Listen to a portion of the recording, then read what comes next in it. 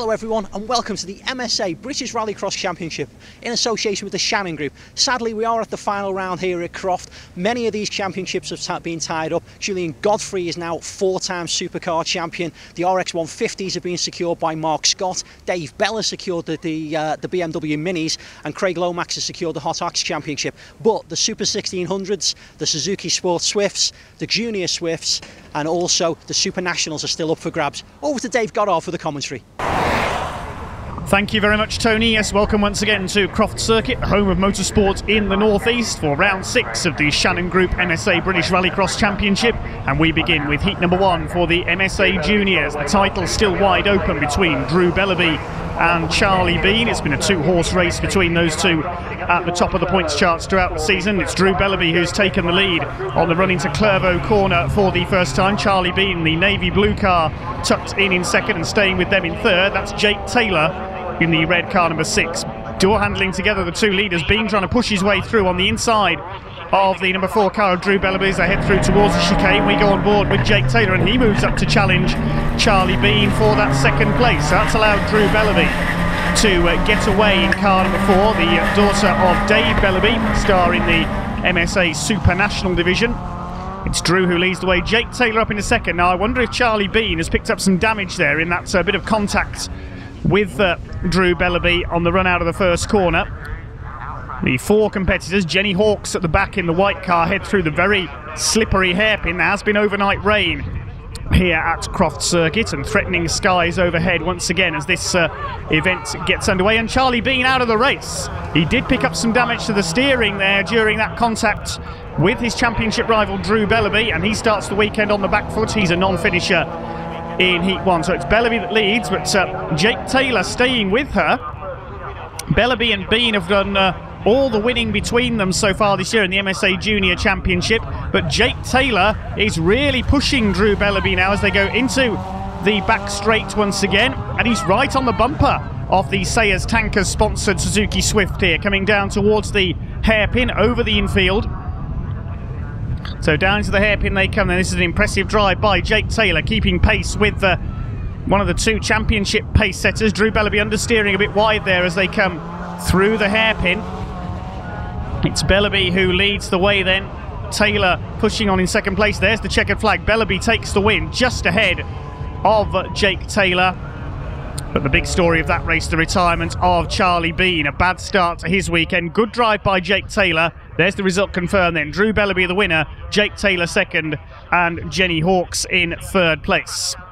So Charlie Bean will look to improve in the other 2 heats for the MSA Juniors as we move swiftly on with the Senior Swift Sports category. This is Heat 1A. The times from Heats 1A and 1B will be combined to give an overall result for Heat number 1. It's reigning champion Graham Roadmark in the Dayglow Yellow number 1 car, who leads them off into Clervaux for the first time. Darren Scott in number 25 is in second place. They head round into Hawthorne for the first time. Rob Maynard is in third, ahead of Jack Brown. At the back of the field there, number 9, that's Adam Weaver, the MD of PowerMax, who sponsored Rallycross this year, making his racing debut this weekend. Another debutant just alongside Rob Maynard there in the 66 car, running wide through the water splash. That's former British and World Touring Car racer Harry Volkard, making his Rallycross debut this weekend. So it's Graham Roadmark that leads the way. Darren Scott, number 25, the haulage company boss, in second place. Third place we've got Jack Brown, the former stock car racer, ahead of Maynard and Harry Volkard. That's Nathan Heathcote in the green and white car. Alex Spencer is next, and Adam Weaver at the back. So Roadmark leads the way. Then his championship rivals Chris Mullen and Tristan Ovenden will be out in Heat 1B, the other section of this heat. Darren Scott's giving chase to the reigning champion. They've pulled well clear of the rest of the pack. Roadmark leads then as they head up towards the chicane once again. There's Rob Maynard, third place, ahead of Harry Volkard, who's lost a headlight panel in that early excursion onto the grass and through the water splash at this point on the circuit out of the chicane. They're well behind our lead pairing though of Roadmark and Scott. Rob Maynard's had a good consistent season, 4th in the points, but here comes the reigning champion coming out of the final turn to take the checkered flag. Roadmark wins it ahead of Darren Scott. Ahead of Heat 1B, let's hear from a celebrity competing this weekend. Kelvin Fletcher, it's lovely to meet you today. Obviously, you're not just here because of obviously what you do for your day job. You are a genuine motorsport man. Mighty Minis, Porsches quite recently, and now we find you in a Swift Sport. How's it feeling? Yeah, it's certainly a jump from one discipline to another, isn't it? No, obviously I started in 2012, so I'm relatively still a newcomer to this in the Mighty Minis, as you mentioned there.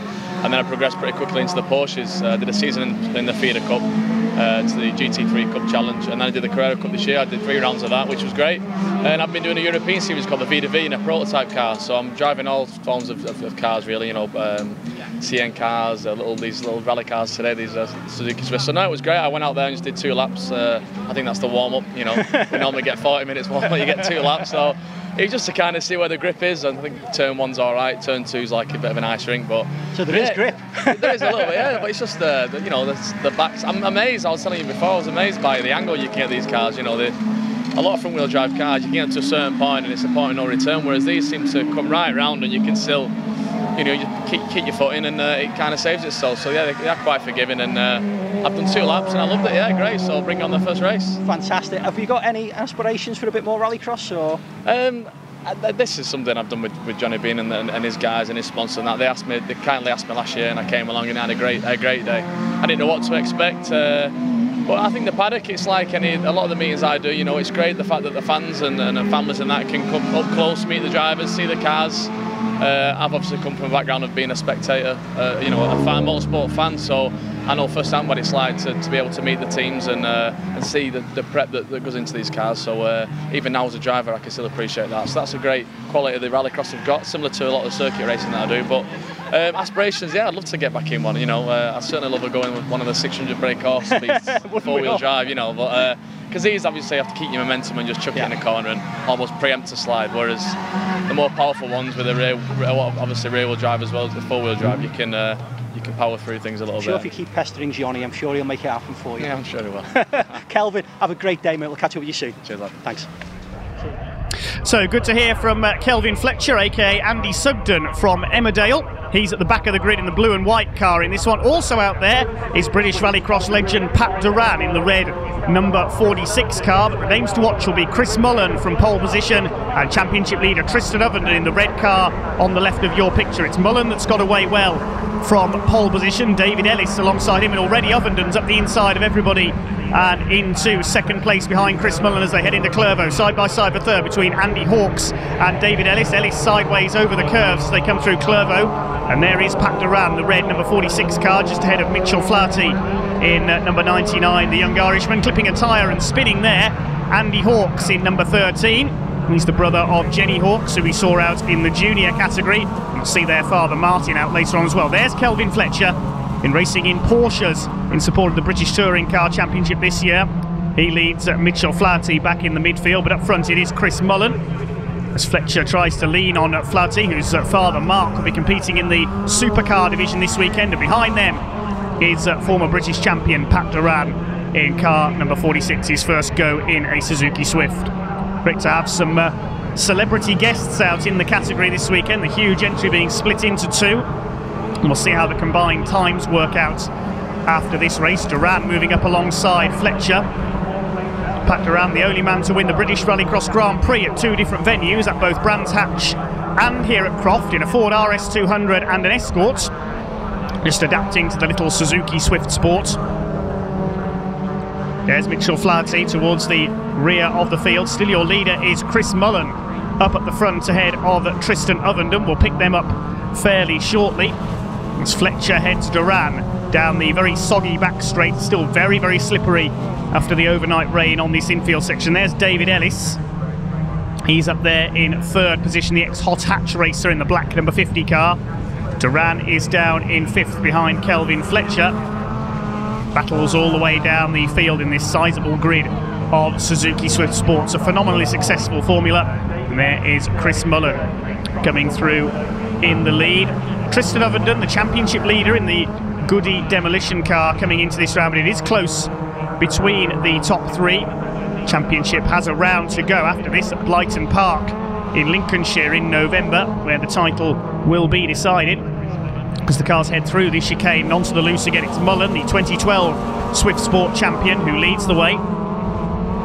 Ovenden, the former Mini Cross star, looking for his first title this year, but I don't think he's going to catch Chris Mullen in this Heat 1. He's going to have to settle for second place in this segment. We'll see how their times compare to Graham Roadmark and Darren Scott from the first heat shortly. So Heat 1B for the Swifts comes to an end. The checkered flag out, and Chris Mullen it is who takes the victory. Tristan Ovenden comes over in second, and third across the line will be David Ellis. We'll see how those times compare with those from Heat 1A, the combined result then. And it is Chris Mullen who goes top ahead of Tristan Ovenden. Roadmark's time good enough for third, ahead of Darren Scott.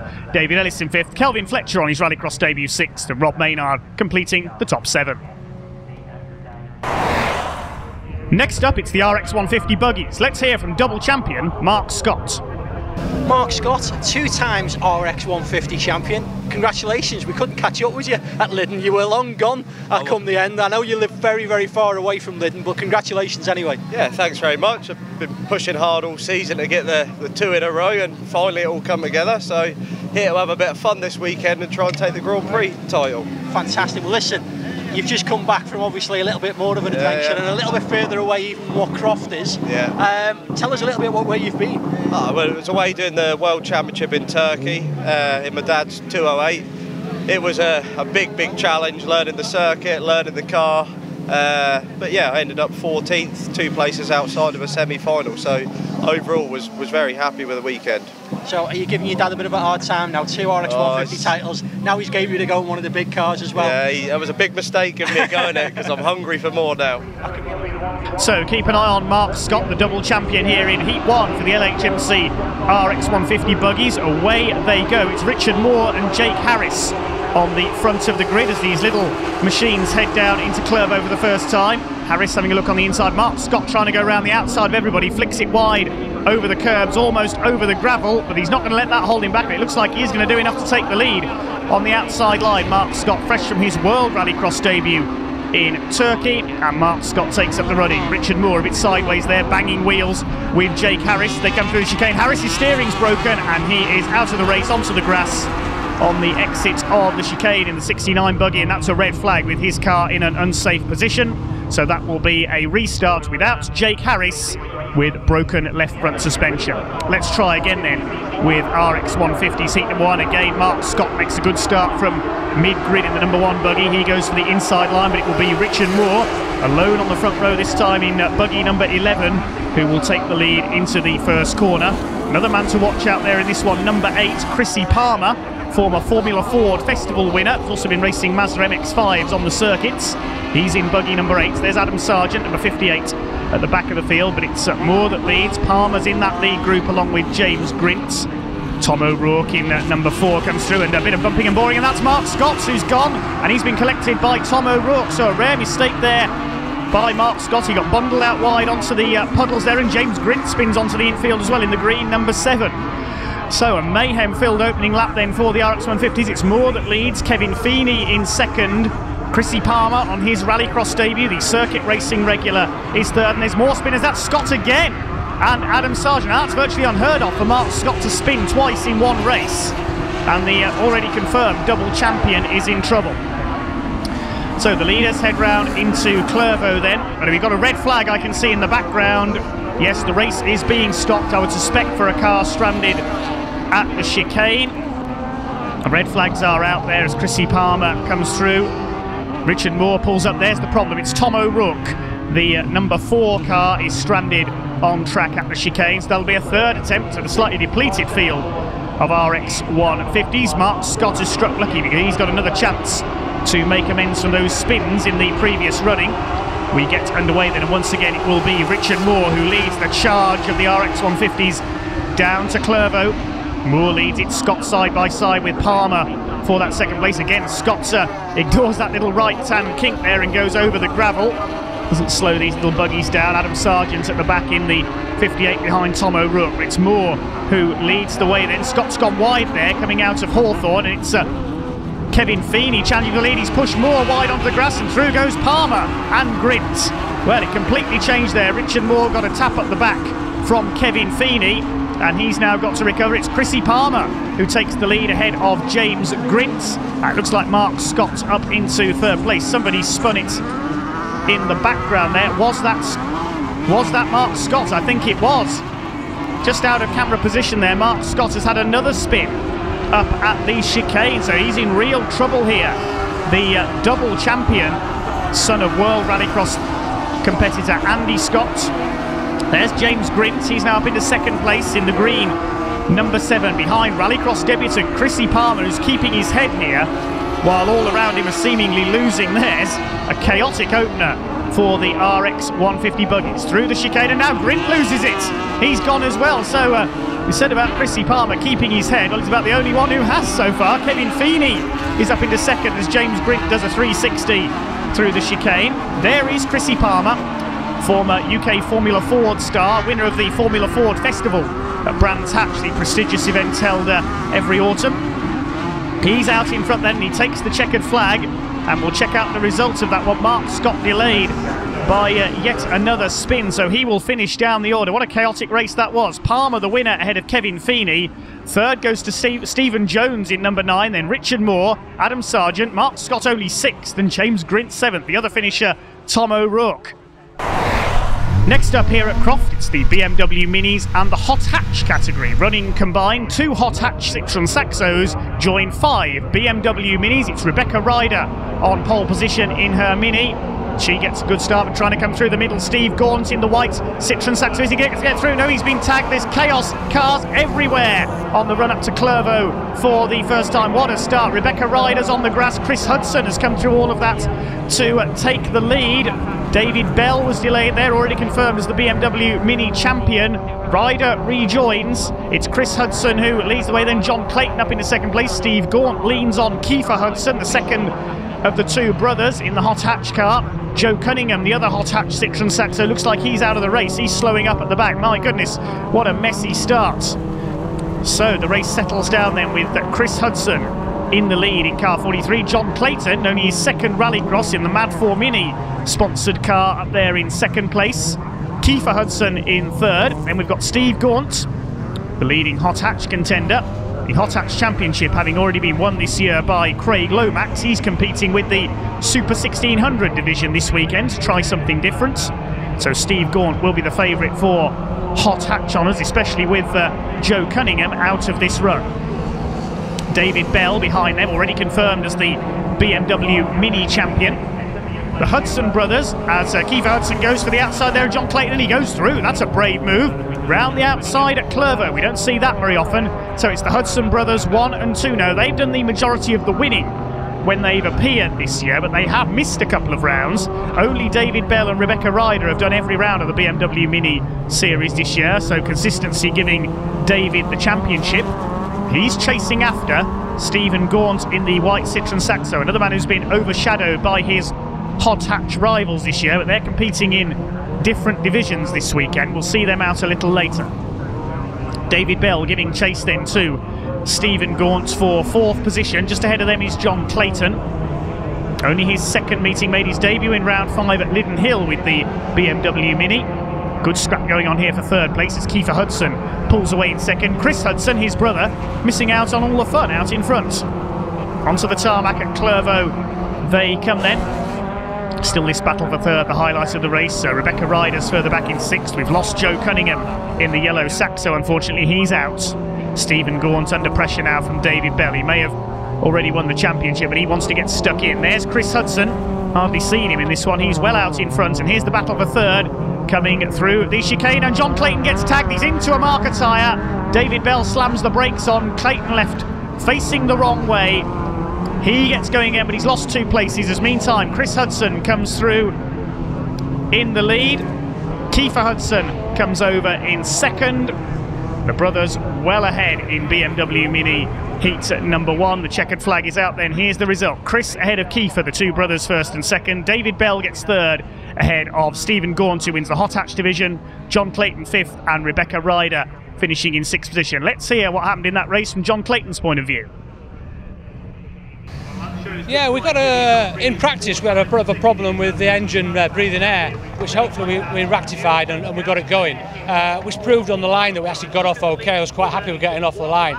Unfortunately, incidents took place behind me and a car came across in front of me and I had to back off with that. The race progressed and I believe there's other incidents happening as well.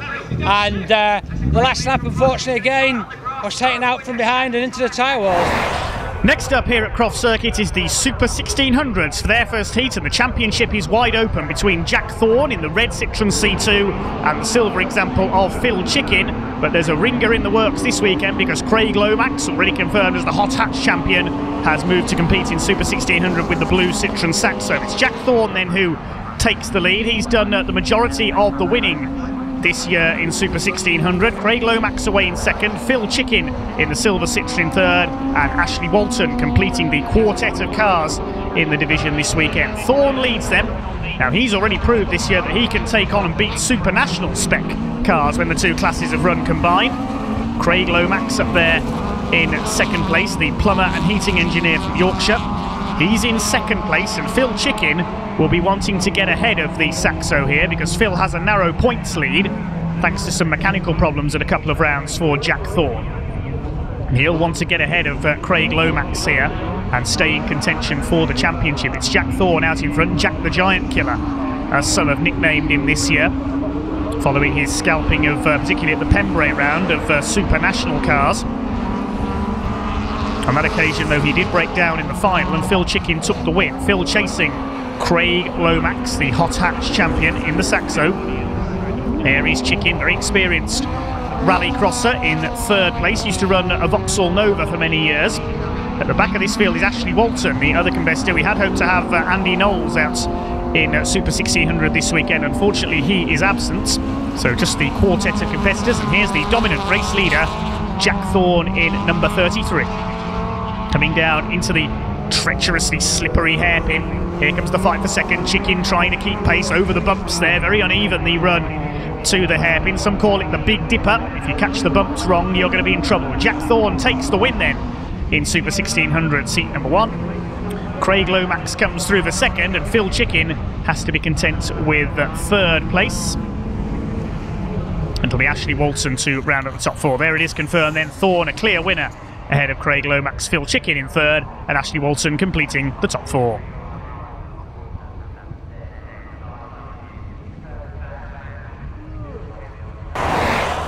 Now it's on to the MSA Supernational division. The entry's so large you've had to split the heats into 3 segments. Watch for Dave Bellaby in Heat 1A in his Lotus Exige. He's a demon starter and he gets a flyer from the second row of the grid and goes into the lead. Dave Bellaby, the winner of the last round of the championship at Liddon Hill.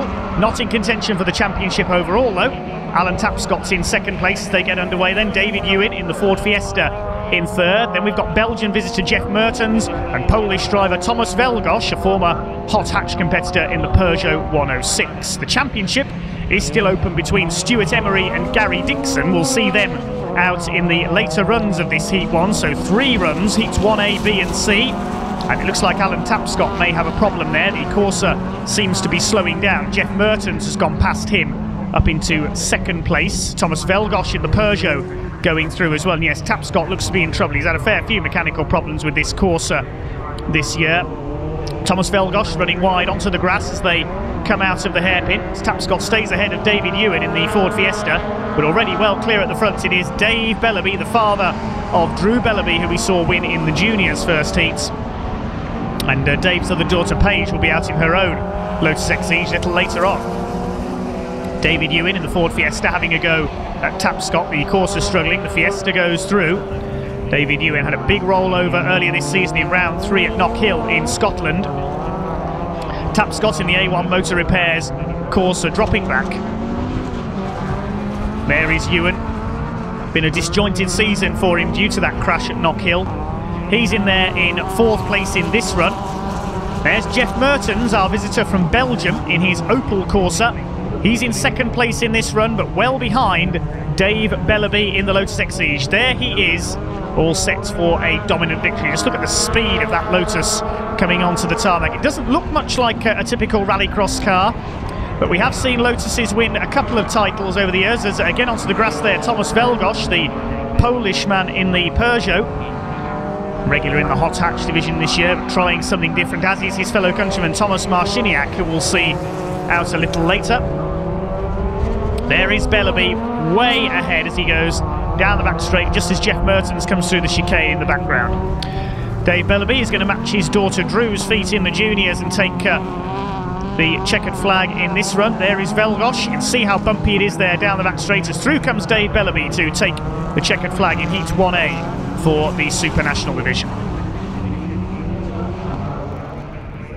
Moving on swiftly to Heat 1B, there is Paige Bellaby, Dave's daughter, in pole position. She makes a decent start, so does Guy Corner in the white and blue Peugeot 206, and it's Corner who will just have the advantage by the look of things. They thunder down into Clervaux for the first time, and also in there Gary Simpson in his beautiful BMW E30. But it's Guy Corner who leads in the Peugeot, Simpson in second, Bellaby in third, and then Martin Hawks moving up from the Swift Sport division in the red Peugeot 206. And at the back there is another hot hatch graduate, Thomas Marciniak from Poland in his Citroën Saxo. Won the hot hatch final at Pembrey in round 4.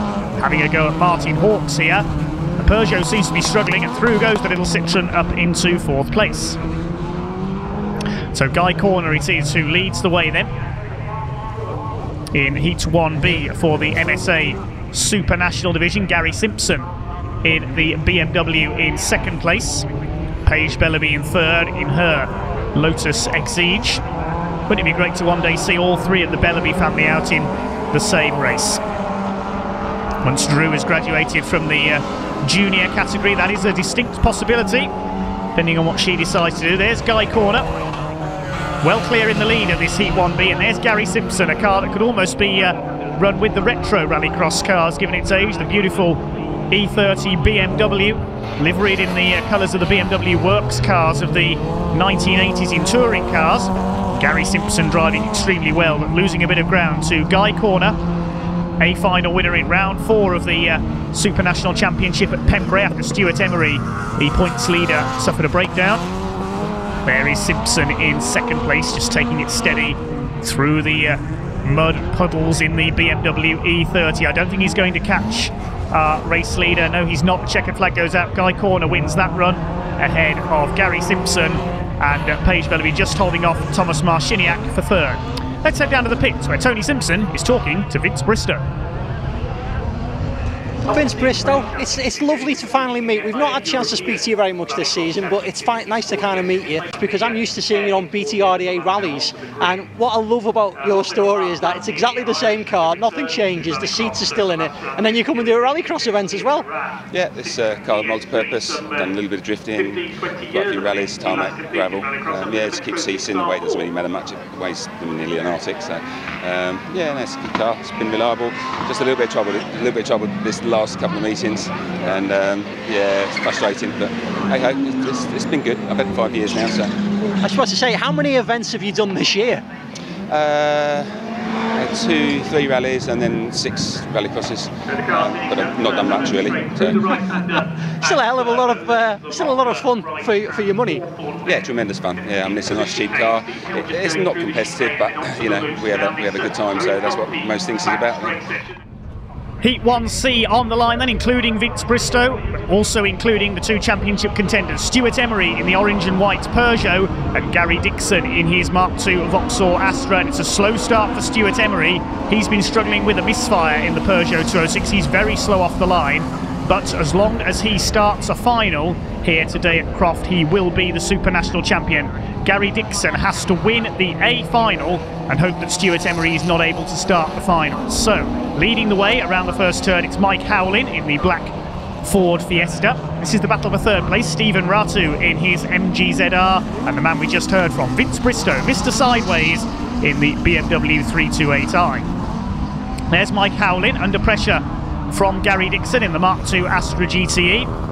Very retro car, that one indeed. Ratu in 3rd place. Here's Bristow flicking the tail out on the BMW as usual, as Gary Dixon having a look to try to take the lead as they come out of the hairpin. Mike Howlin's got sideways. It looks like Dixon in the Astra has taken lead. There is a struggling Stuart Emery, the points leader in the Peugeot 206, struggling with a misfire.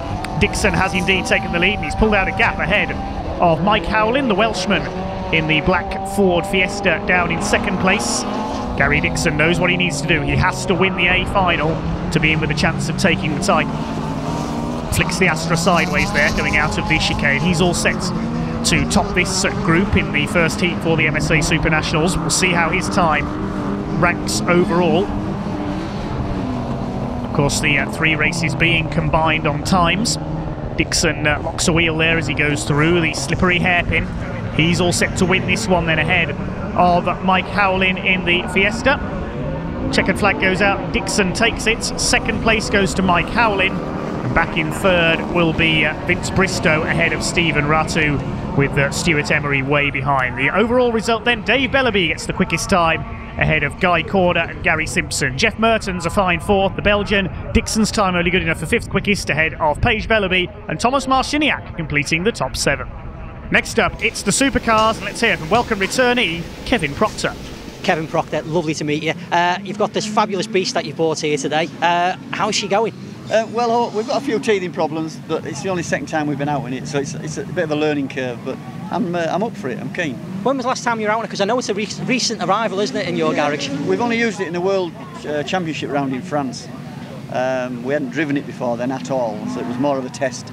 And it worked very well in France, so really now we've been trying to make it a little bit better to come here and do the business here. Was it a brand new build, or is this one that you've took from another team? Or? No, it was a rally car. We bought a rally car and we converted it to a rallycross car. So right, okay. We've converted it, but this is the sort of first time it's been done with a rally car, really. So it was basically an M Sport Super 2000 car or something? Yeah, that's what exactly it was. What it was, and we've put the radiator in the back and put a different, bigger engine in, a bigger horsepower engine, and going to go for it. Fantastic. Well, this is your home circuit, no pressure. No pressure at all, no. My mother's here. Listen, have a cracking day and we'll speak very soon. Great, thank you very much. Thanks, Kevin. Cheers. So it's time for the big league then, the Supercar division. The entry split into 2, Heats 1A and 1B, and Kevin Proctor's out in the Fiesta, but he hasn't got off the line. He's stalled it as we go on board with Simon Horton. There goes the already crowned British champion Julian Godfrey in the blue and white Fiesta. He's in 3rd place from the back of the grid as they head round Clervaux for the first time. Steve Harris it is who leads in the red Ford Focus. There's Steve Hill in the Mitsubishi as we go on board with Simon Horton. It's Harris who leads from Colin Anson in his little Ford KA. Small car but very powerful indeed, Colin Anson's machine. And also in there somewhere is Julian Godfrey. There he is, pulling ahead now and trying to attack Colin Anson for 2nd place, going through as they run through the Big Dipper on the run to the hairpin.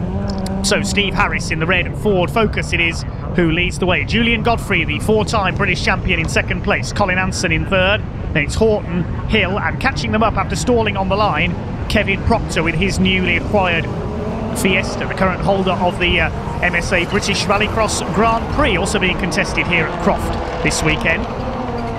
Steve Harris leads the way then from Godfrey. Simon Horton in the Subaru. He's had a lot of mechanical problems with that car this year.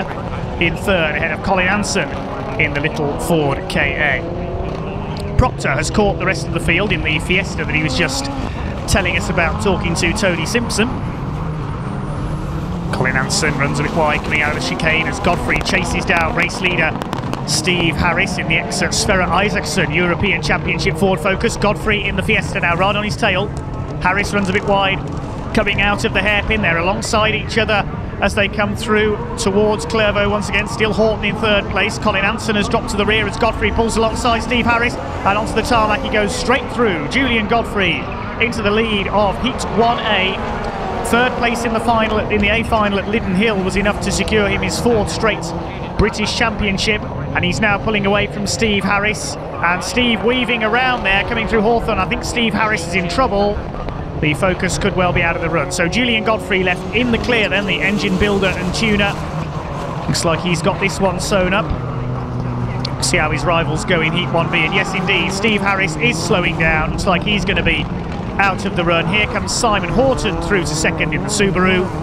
Steve Hill will shortly go through as well. And Kevin Proctor recovering after stalling at the start. He goes for the wide line through the hairpin. And that could carry him ahead of Steve Hill on the exit. Side by side, Proctor onto the grass. The checkered flag goes out. Then Godfrey has won that run ahead of Horton, Hill and Proctor. So an interesting first stanza of the day for the Supercars. Bad luck, Steve Harris. I think he did just manage to finish ahead of Colin Anson there, but problems with the focus restricting his time, and he crosses the line in 5th position. The other Supercars out for Heat 1B then. In pole position, it's the winner of the last round at Linden Hill, Irishman Ollie O'Donovan. Next, Kevin Proctor, Ford Focus. He'll start as the favourite here from pole position, and it's no great surprise to see the Irishman, a former British champion, take the lead on the run into Clervaux for the first time. Andy Grant on his outside in his red Ford Focus, the ex-Will Gollop car. He tries to pull ahead there, but O'Donovan's having none of it. 3rd place, Mark Flaherty, another Irishman in the black ex-Liam Duran Citroën DS3. And completing this quartet, Steve Mundy in his black and white Ford Focus. But it's Ollie O'Donovan, winner of the last round at Linden Hill, who leads. Flaherty a bit wide onto the puddles there. He may have lost some drive there, Mark Flaherty, because Steve Mundy has got through into 3rd position. Very underrated driver indeed is Steve.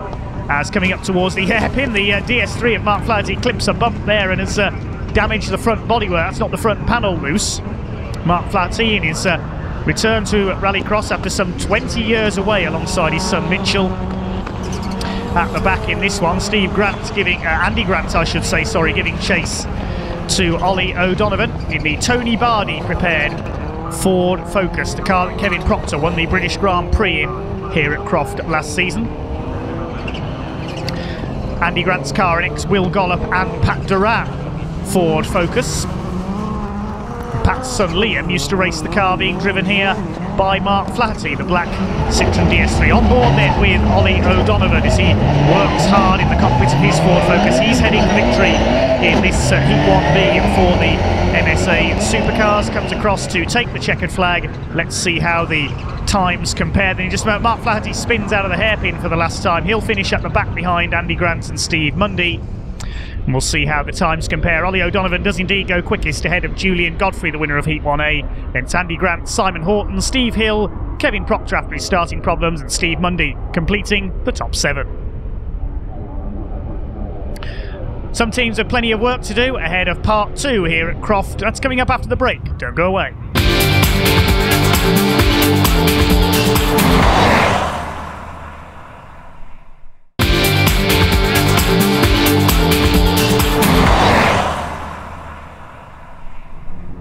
Welcome back to Croft Circuit for round 6 of the MSA British Rallycross Championship in association with the Shannon Group. The second heat getting underway for the MSA Juniors, and it's a good start by Charlie Bean, looking to make up for lost time after a non-finish in the first heat, which was won by his title rival Drew Bellaby. Drew hasn't made the best of starts. She's behind Jake Taylor in car number 6, those two battling for the lead of heat number 1, and they make contact going into Clervaux for the first time, and Bellaby spins. Round goes the championship leader. She's got caught up there with Jake Taylor. Taylor's got damage. Look at the left front wheel on the red Suzuki Swift. That's him going to be out of the run, and surely we're going to see a red flag. Yes, the heat is stopped with those two cars stuck there at the chicane exiting Clervaux. Let's have a look again from Drew Bellaby's point of view. She started on the second row of the grid. Charlie Bean got away in the lead. And then Drew Bellaby tried to attack Jake Taylor going into Clervaux for the first time. Bean already a couple of car lengths clear. Bellaby turns in. Thump, there's the initial contact, and bang, she's hit again by Jake Taylor. The two of them just going for the same piece of tarmac there on the inside of Clervaux corner. Both cars with damage. Let's hope they can make it out for the rerun. Here's how Jake Taylor saw it. Bean away from his left in the navy blue car to take the lead. Taylor taking the inside line for Clervaux. Bellaby turns in, they make contact, then heavier contact between the two. That's broken the steering and the left front suspension on Jake Taylor's car. That car isn't going any further in this heat, unfortunately. And we'll see if Drew Bellaby can make it out for the rerun of Heat 2 for the MSA Junior Rallycross. Indeed she has, but no Jake Taylor with that damaged steering, so it's Charlie Bean, Drew Bellaby and Jenny Hawkes, the three cars for the rerun of MSA Junior Heat number 2, and it's again a good start by Charlie Bean. Moves across to take the inside line ahead of Drew Bellaby. These two have been fighting tooth and nail for the championship lead all season. Charlie Bean had a rollover in the final at round 3 at Knock Hill. It's very close between these two at the top of the points at the moment. There's Jenny Hawkes, one of 3 of the Hawkes family competing here at Croft Circuit this weekend. It's her first season in Rallycross, just learning the ropes. She's in third.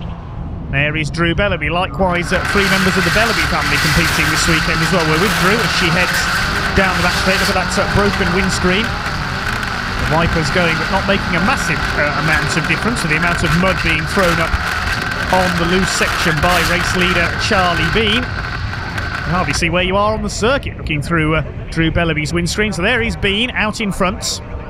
He's been working in international rallycross as a mechanic with the Olsbergs team over the course of this season, Charlie Bean. Certainly has a big future ahead of him in the sport. You can see some damage to the passenger door there on his Suzuki Swift, caused by that contact in Heat 1. On board again with Drew Bellaby, round Clervaux, and up the short straight into Hawthorne Bend, this long right-hander, and out of it it's into the chicane, which takes the cars onto the dirt section of this Croft Rallycross course. No joker laps as we've seen here at Croft. So there is Charlie Bean, heading along the bumpy Big Dipper section. Seems to be rougher on the outside line there. There's Jenny Hawkes. She's guaranteed third place, just keeping going with Jake Taylor out of this run. Hopefully the team can repair the left front corner of Jake's car for the next heat. So the checkered flag goes out, and there's your result confirmed. Bean the winner ahead of Bellaby, and Jenny Hawkes completing the top 3.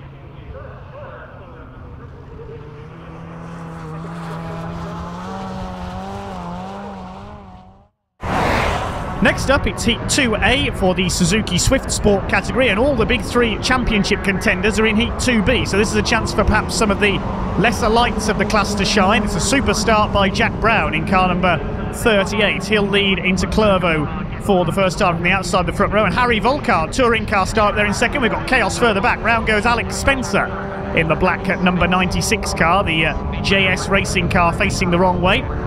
Alex Spencer making his debut in the Swift Sport category this weekend, rejoining over the grass. He gets going again at the back. This is the battle for second place between 2 drivers from very different disciplines of the sport. Harry Volkard, a star in touring cars. Pat Duran, one of Britain's most successful rallycross drivers of the last 20 years or so.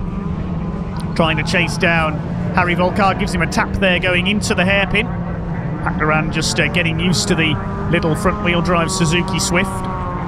Very different from the big supercars he's raced in the past, the likes of the Ford RS200, the Escorts, the Citroen DS3 as well, the car that Mark Flaherty is racing today. And Duran goes round the outside there on the run towards Clervaux. Can he pull ahead of Harry Volkard? Racing a Volkswagen Golf in the VAG Trophy, the Volkswagen Audi Group Trophy for most of this season, Harry Volkard, but he stays second ahead of Pat Duran. Next in the order in the green car is Mitchell Flaherty, the youngest of the Irish family here this weekend. But still your leader, Jack Brown, ex-Formula 2 stock car racer on the quarter-mile ovals. He's had a good first season in Rallycross. Mitchell Flaherty now catching Pat Duran. This is impressive from the young Irishman. He's going through down the back straight into the right-hander. Yes, he's done it. He's up into third position. Notable scalp there, passing Pat Duran, but Duran gets back up the inside, going into this very slippery hairpin, and he's back ahead into third. Behind them, Andrew Hawkes in the white Suzuki Swift Sports. So evenly matched, these little cars. Great fun to race, great fun to watch. Mitchell Flaherty dropping back now from Pat Duran. There goes the lead of the blue car we caught a glimpse of there, Jack Brown. Mitch Flaherty now dropping back, and he's going off. He's into the gravel at Clervaux and thump into the tyre wall. Disaster for Mitch Flaherty. He's having such a good run there, battling with Pat Duran, but he stuffed it into the tyre wall at Clervaux. So Harry Volkard with Pat Duran still chasing him. This is the battle for second place in this group. We've got the championship contenders, Mullen, Roadmark and Ovenden coming out in the next heat. And Mitch Flaherty's got going again. And he's doing a bit of advertising for the championship sponsors, the Shannon Group. He's got one of their banners with him. The leader's heading down into the hairpin, and it looks like Jack Brown is going to take the win in Heat 2A for the Swift Sports. Indeed he is. Good drive by Jack Brown, leading all the way. Volkard comes over in second ahead of Duran. Then next in the order is Andrew Hawkes, I think, ahead of Adam Weaver, another Rallycross newcomer. Yes, they're just coming through in the background there. And Mitch Flaherty has kept it going in behind them in sixth. Here comes Andrew Hawkes to finish in fourth in that group. Adam Weaver, the MD of Power Maxed, comes in 5th. And there's Mitch Flaherty. Despite the additional aerodynamic bits stuck to his car, look at that. I wonder if Shannon Group will let him keep that to do a bit of extra advertising for them. It didn't seem to be slowing him down after he rejoined. Ah, no, the marshal's coming in the paddock area. I'll have that, souvenir. So, bad luck to Mitch Flaherty going off there. This is the other half of the Swift entry for Heat 2B. And all 3 championship contenders, Graham Roadmark, Tristan Ovenden and Chris Mullen, are out in this one. They'll be the 3 to watch. It's Chris Mullen on the front of the grid along with Nathan Heathcote, but Tristan Ovenden takes the lead on the run towards Clervaux in the red Goody demolition car. Trying to go around the outside of Kelvin Fletcher is Graham Roadmark, but Fletcher holds him off there, going into Clervaux for the first time. So it's Fletcher in 2nd, Roadmark in 3rd, and Chris Mullen rather stuck at the back. He was behind Nathan Heathcote in the orange and green car off the line there, and that's restricted him slightly. He just couldn't quite get the line away. I've noticed a non-starter in this round of heats as well. Darren Scott's not out in this. He's got head gasket trouble as Rob Maynard splashes through the puddles there. Chris Mullen now pulling ahead of Nathan Heathcote, but there are the leaders. Ovenden ahead of Roadmark, who's now got 2nd position away from Emmerdale actor and regular Porsche racer Kelvin Fletcher in the blue and white Suzuki Swift. Side by side for 4th, Rob Maynard against Chris Mullen, the 2012 champion, on his tail. Maynard staying ahead there. He's had a good consistent season in the orange number 76 Suzuki, but the first 2 have gone clear. It's Ovenden, who can sew up the title if he wins the A final today with a round to go at Blyton in Lincolnshire, who's out front ahead of Graham Roadmark. Chris Mullen sliding round Hawthorne Bend, taking the tighter line, trying to close in on Rob Maynard. Maynard goes a bit wide going into the chicane, and through goes Mullen up into 4th place. Their next target is Kelvin Fletcher. Very impressive rallycross debut for him. His brother Braden is a racing driver as well, competing in the Mighty Minis Championship on the circuits. Chris Mullen in the Power Maxed backed number 28 car attacks, and off goes Fletcher onto the grass through the hairpin. He'll lose 3rd place. So Kelvin Fletcher goes grass tracking and drops down the order. It's still Ovenden from Roadmark. 3rd place we've got Chris Mullen, then it's Maynard, and there's Fletcher rejoining in behind David Ellis. Ovenden still leads the way then, looking good for a heat win here, depending on how his time compares to Jack Brown in the first run. He's well clear of Graham Roadmark. Chris Mullen, who topped the first heat, is further back in the order as Kelvin Fletcher spins coming through Clervaux. Nice recovery though, but it's lost him more time. Disappointing run for Kelvin Fletcher after he started so well up in 2nd place behind this man, Tristan Ovenden. Surely coming in to win. We'll see how his time compares, as we say, with Jack Brown and the rest of them from Heat 1A. Roadmark holding off Chris Mullen, who's now up to 3rd. He's got ahead of Rob Maynard. Checkered flag goes out then. The win goes to Tristan Ovenden in this section of the heat. Roadmark just holds off Chris Mullen, so the top 3 in the championship take 1, 2, 3 in that race. Maynard takes 4th, and coming through for 5th place looks like David Ellis in the number 15. Nathan Heathcote is next home, and finally after that spin Kelvin Fletcher. The combined result in this is indeed Ovenden on the top ahead of Roadmark, Mullen and Maynard. Jack Brown's time good enough for 5th ahead of David Ellis. Harry Volkard completing the top 7 as we talk to Kelvin Fletcher down in the pits. Kelvin, an eventful couple of heats for you. I watched you have a couple of spins and there was a little bit of swapping of paint, and it's been proper rallycross for you this morning. Yeah, it has the old baptism of fire, cliche, but no, it's been great. The first heat was all right. I think I started at the back and ended up 4th, and that was good. And then the second heat, I think I was running 2nd or 3rd, and then yeah, just the last hairpin, I just couldn't get it stopped. There's just no grip there at all, and just went straight on. So, but no, it's good, you know, learning, and I think on the tarmac and that you can throw it in and preempt the slide, and then it's just on the loose stuff. If you're offline, then you just got no traction. You can't, you know, there's just your wheel spinning. So I know along the back straight I need to improve my line there a little bit. I'm running a bit deep and ended up on the outside, and there's just no traction. So maybe slow in and fast out is the old motto. I think that's the old one, isn't it? Yeah. But no, it's great. You know, I'm enjoying it, and there was a lot more contact than I was anticipating. I know it's a sprint race and you only get 2 or 3 laps or whatever, but you know, you can't win the race on one corner. But So I've just got to be, you know, this is the way they do it, and if someone bumps me, I'll bump them back. Simple as that. Got to get involved. Oh, hi, yeah. Listen, we look forward to seeing you this afternoon. Excellent, cheers, mate. Cheers, Kelvin.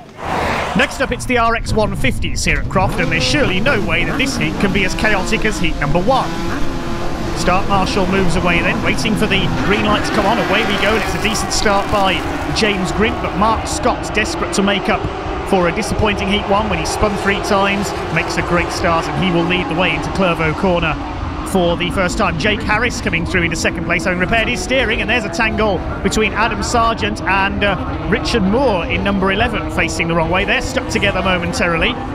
Moore gets it going again. Adam Sargent getting his RX 150 buggy fired up, and he's back in the race.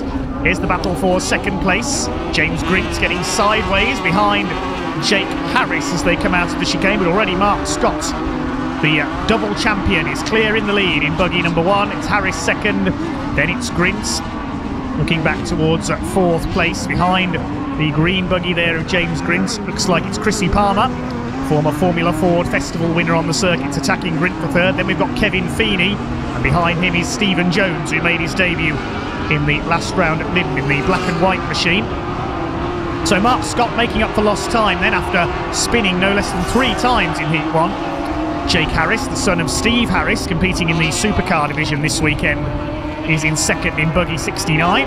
There is our leader, Mark Scott, as we heard earlier, fresh from his World Rallycross debut in his father Andy's Peugeot in the penultimate round of the World Rallycross Championship in Turkey.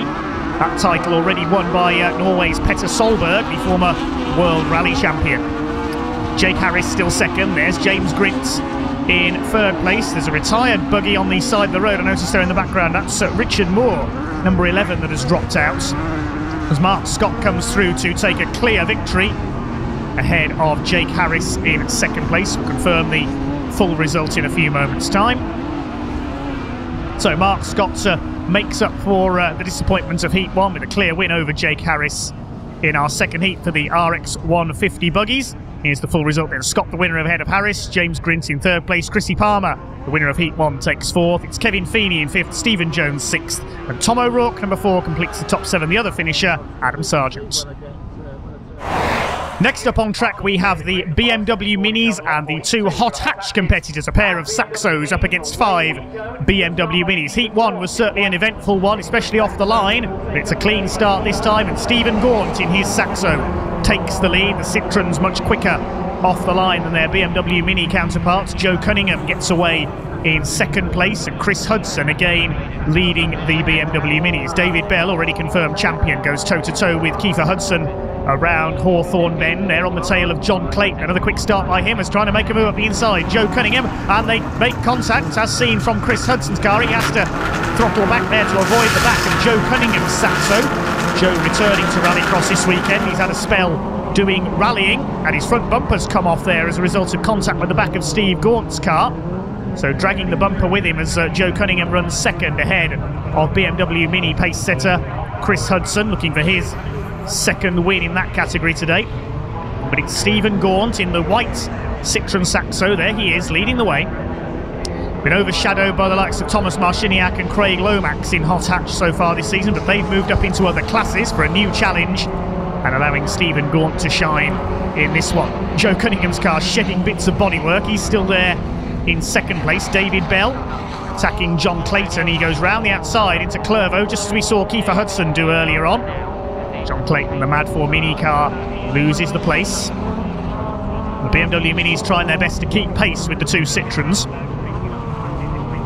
There is David Bell, a good consistent year for him. His dad Tony Bell was a leading contender in Supercar in years gone by, in a Toyota Corolla WRC. There's Gaunt leading, still dragging that bumper under the front wheels, and it looks like his rear bumper's coming loose well, and it comes off, and he's hit by Chris Hudson. So Joe Cunningham's Saxo shedding parts around the circuit. Chris Hudson gets a face full of mud as they come across the infield section. He can hardly see where he's going, but he's still leading the BMW Minis. Brother Kiefer is behind him. The 2 brothers have gone well when they've appeared this year, but they've missed some rounds of the British Championship, so not figuring in the championship table at the sharp end. Joe Cunningham, having shed that bumper, is now closing in on Stephen Gaunt for the lead of the hot hatch category. The only 2 hot hatch competitors this weekend. then it's the Hudsons, then we've got David Bell, John Clayton, and finally Rebecca Ryder. Through the chicane come the BMW Minis as the sun comes out here at Croft Circuit. Joe Cunningham, in his newly lightened Saxo, is coming up onto the back of Stephen Gaunt. He'll attack him going into the hairpin. He goes to the outside, over the bumps. That won't bother him, he's an ex-motocross rider. And Gaunt makes a mistake coming through the hairpin for the last time, and Cunningham is going to steal the win. Here they come towards the checkered flag. Joe Cunningham wins on his return to Rallycross. Stephen Gaunt comes in second. Chris Hudson takes the BMW Minis. A great battle between the two Citroën Saxo pilots then, and it's Joe Cunningham on his return from the world of rallying in a rather battered Citroën Saxo takes the win in hot hatch. Heat number 2, Stephen Gaunt second, Chris Hudson takes third and wins the BMW Minis ahead of Kiefer Hudson, David Bell, John Clayton and Rebecca Ryder completing the top 7. Next up it is heat number 2 for the Super 1600s with Jack Thorne going for his double here, keeping the championship fight alive with his Citroën C2 driving rival Phil Chicken, but they've been outpaced off the grid here. Look at that by Craig Lomax in the Citroën Saxo, moving up from hot hatch to Super 1600, and he takes up the running as they're going to Clervaux for the first time. It's Jack Thorne giving chase and having a look as they go towards Hawthorne. No, Lomax holds him off. Jack Thorne in second place. He's beaten Supernational runners on a regular basis with that car this season, but he's under pressure here from Phil Chicken, who is narrowly leading the points coming into this final round of the championship. Jack Thorne needs to win the A final today to deny Phil the title. But it's Lomax who leads the way. We could see a bit of an upset here in this second heat for the Super 1600s. Third is Chicken. Further back we've got Ashley Walton in his Citroën C2 in fourth place. Craig Lomax then already confirmed as the hot hatch champion this year, hence his move up into the Super 1600 class to try something a bit different. Leads Jack Thorne, and Phil Chicken now dropping back a little into third place. Into Clervaux once again. There is Chicken, very experienced rallycrosser in third. Ashley Walton dropping away in his Citroën C2. It's his first appearance this year, if I remember rightly. We could have a change to the lead here as they come to the chicane. Through goes Jack Thorne on the inside. Lomax trying to fight back, but it's the C2 of 19-year-old Jack Thorne who has got back ahead and into the lead, and he'll take some stopping now, going for 2 wins out of 2. Lomax not giving way, he's back at the inside, he's trying to retake the lead. This is a great effort by Craig Lomax, he's retaken the lead, coming down towards the hairpin. What a fight between these two. Oh, well, Lomax has overshot the hairpin, almost onto the grass there, and Jack Thorne moves back ahead. What a wonderful race between these two. Thorne still ahead of Lomax, and the hot hatch champion not finished yet. Down to Clervaux once again. On the last lap now. Jack Thorne, Jack the Giant Killer, still leads. Clips a marker post there as they go through Clervaux towards Hawthorne. Oh, Lomax getting crossed up. He's almost lost it. He goes out wide onto the grass. That is such a shame for Craig Lomax. He was challenging for the lead, but he's dropped back to third now, behind Phil Chicken, championship rival to Jack Thorne. Ashley Walton still far behind. But it's Jack Thorne on his own in front once again. He's all set for 2 wins out of 2 in Super 1600 so far here at Croft Circuit today. Out of the hairpin he comes, over the infield section towards the finish line, and Jack Thorne takes the win in Super 1600 heats number 2. Brilliant season Jack has had, in fact celebrating his birthday here this weekend at Croft Circuit, and he would love the birthday present of the 1600 championship. There's the result confirmed then. Thorne the winner ahead of Phil Chicken. Craig Lomax with that late mistake dropping to third, and Ashley Walton in fourth. Let's hear from Craig Lomax then. He's in the pits talking to Tony Simpson. Craig Lomax, it's nice to finally catch up with you. We didn't speak to you earlier on this morning. Obviously the car looks the same, but it's not. It's all the same as it raced from Liddonell. No modifications, no nothing, just a rebuilt gearbox. And come out to have a play, better fun with Super 1600s. So there's no, I must admit, I thought there'd been some engine upgrades or whatever to go into Super 1600. None at all. The engine's still the engine builder's being built at the moment, and there's no engine changes. We would have had a sequential box in for this weekend, but it's not arrived on time, so we've just gone standard gearbox. Perfect. Listen, that last heat, by the way, how good was that with Jack? That was just, it was great to watch. Yeah, I had a big smile on my face. I shouldn't have been beating Jack offline like I did, but it's power to weight ratio, I think. Listen, best of luck with the rest of the day. Catch you with your shoe, Craig. Thank you very much. Cheers, mate. Thank you, mate. Good old Craig Lomax, full of fun as ever. We move on to Heat 2A for the Supernationals. Championship contender Gary Dixon is out in this one in the Astra, so is Mike Howlin in the Fiesta and Gary Simpson in the BMW E30. And Simpson has made a good start. He goes side by side with Mike Howlin into Clervaux. Simpson's got the inside and will take the lead. Not such a good start by Gary Dixon. He's down in 4th place behind Alan Tapscott in the Corsa. Now Gary Dixon will be desperate for the bonus points for fastest time in the heats as he tries to overhaul Stuart Emery at the top of the points table. He's got a bank on Emery not starting the finals as well. Alan Tapscott capitalises on a bit of a slide by Mike Howlin there coming out of the chicane to move up into 2nd place. In the background there we see Eric Wilkinson, the Belgian-based racer in the Opel Astra. He missed his first heat, couldn't get the car to fire up. He's battling with Vince Bristow towards the back of the field. There is Bristow. There's Wilkinson, the orange Astra, but it's Gary Simpson who leads the way in his fabulously retro BMW. The newer shape BMW of Vince Bristow further back in the order. Alan Tapscott, Rallycross veteran, up there in 2nd place in the Corsa. Mike Howlin in 3rd place. And behind him, and desperate to improve his times here, is Gary Dixon in the Mark II Vauxhall Astra GTE.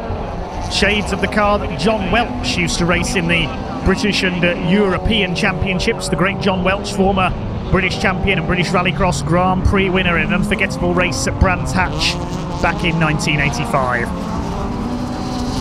Meanwhile, Gary Simpson still leads the way, then increasing his lead a little over Alan Tapscott in the Vauxhall Corsa. It's a rear-wheel drive Corsa. Howlin in 3rd place, Dixon running wide, trying to set himself up for the chicane, but that's allowed Vince Bristow, Mr. Sideways, in the BMW to close in a little. And behind them is Eric Wilkinson in the Opel Astra. Later shape Astra than the Vauxhall version of Gary Dixon. There he is onto the tarmac once again behind Mike Howlin. Of course, waiting to see how Stuart Emery gets on in his heat. He's due out in Heat 2B. He's struggling with a misfire today. As Bristow in the BMW tries to close in. He's in 5th position. He's pulled away from Eric Wilkinson's Opel Astra, the Mark III version. Bristow sideways as always. Seems slightly off the pace today in the Supernational division. This man certainly isn't though. BMW E30 driver Gary Simpson down into the hairpin he comes. Looks like he's going to hold off Alan Tapscott for victory in Heat 2A for the Supernationals. Of course, the entry split into 3 groups today. The checkered flag is out then. Simpson wins ahead of Tapscott. Mike Howlin will come through for 3rd and Gary Dixon only 4th. The championship looks as if it is slipping away. Moving swiftly on then to Heat 2B for the Supernationals. Stuart Emery is out in this one, so is Paige Bellaby, and the 2 Polish drivers Tomasz Marciniak and Thomas Velgosh in the Saxo and the 106. Through comes Paige Bellaby then, the Lotus always quick off the line. She pulls ahead of the 2 French hatchbacks on the run to the first corner, and Stuart Emery, still struggling with that misfire, is behind in 4th place. It's Bellaby that leads, Velgosh in 2nd, Thomas Marciniak in 3rd place, and there is Stuart Emery. Not his day at all. As long as he starts the finals, he will be the Supernational champion. Only a very slim chance of Gary Dixon overhauling him. So it's Paige Bellaby who leads the way then in her Lotus Exige, looking to match father Dave's feet, who won the first hits. Thomas Velgosh battling with Thomas Marciniak, former hot hatch competitors both, and running a bit wide there into the hairpin. Marciniak getting briefly onto the grass as Velgosh leads him through them, but they're both behind Paige Bellaby, the young lady racer in her Sayers Tankers backed Lotus Exige, running wide there over the curve. Velgosh at Clervaux. That'll allow Marciniak to close in. He's had an A final win in hot hatch this year when Craig Lomax's car broke down at Pembrey. Paige Bellaby leads the way then. Could we see wins for all 3 of the Bellaby family today? Dave Bellaby won Heat 1 overall for the Supernationals. There is Stuart Emery, misfiring Peugeot well behind us, again getting onto the grass there, down the back straight and over the bumps. Thomas Marciniak, that'll lose him a bit of time to his fellow countryman Velgosh. And that drops them further behind. Paige Bellaby in her Lotus Exige. and she comes through to take the checkered flag. Bellaby wins it ahead of Velgosh, Marciniak and Stuart Emery. Heat 2C then for the Supernationals. A watch for Dave Bellaby in the middle of the picture there. That Lotus, a demon starter. Let's see how he gets on here against the likes of Guy Corner, Jeff Merton, Stephen Ratu and David Ewan. And not surprisingly, the Lotus threads the eye of the needle. Dave Bellaby takes the lead on the run up towards Clervaux for the first time. And he's already clear of the field. It's Guy Corner in the Peugeot in second place. Jeff Merton side by side with the Fiesta of David Ewan. It's the Belgian that pulls ahead into third place. David Ewan in the Fiesta, which looks rather similar to the car that John Cross used to run in the European Rallycross Championship. Now under pressure from Stephen Ratu in his MGZR. He's got through into fourth place. Not been a great season, sadly, for David Ewan in the Fiesta. Nearly destroyed the car in an accident at Knock Hill in round 3. So it's Dave Bellaby out in front then, looking for win number 2. He was fastest overall in Heat 1 for the Supernationals. Jeff Mertens in third place in his Opel Corsa. Long way for the Belgian to travel up to the northeast of England. Stephen Ratu in fourth place. Just look at the sheer straight line speed of that Lotus.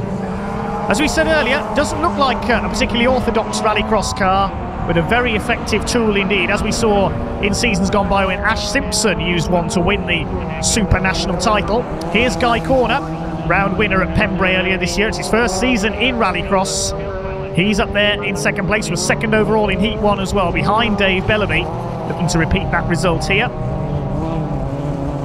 Down the bumpy back straight he goes in the Peugeot 206. That 206 running distinctly better today, sadly, than the unfortunate Stuart Emery. Not sadly for Guy Corner, of course. He's having a fine day.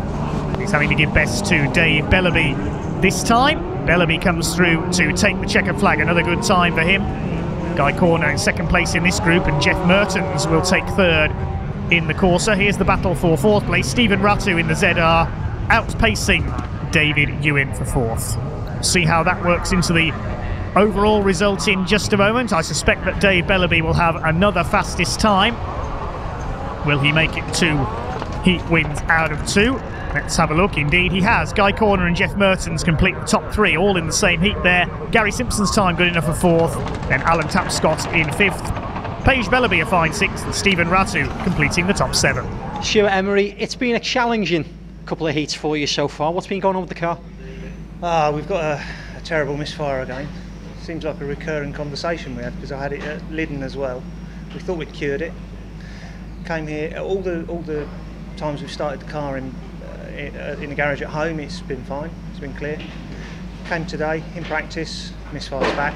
So the guys have been busy changing electrical components to try and find the source of it, but as of yet, we're still searching. So I'm running around at the back. What's the situation with regards to championships?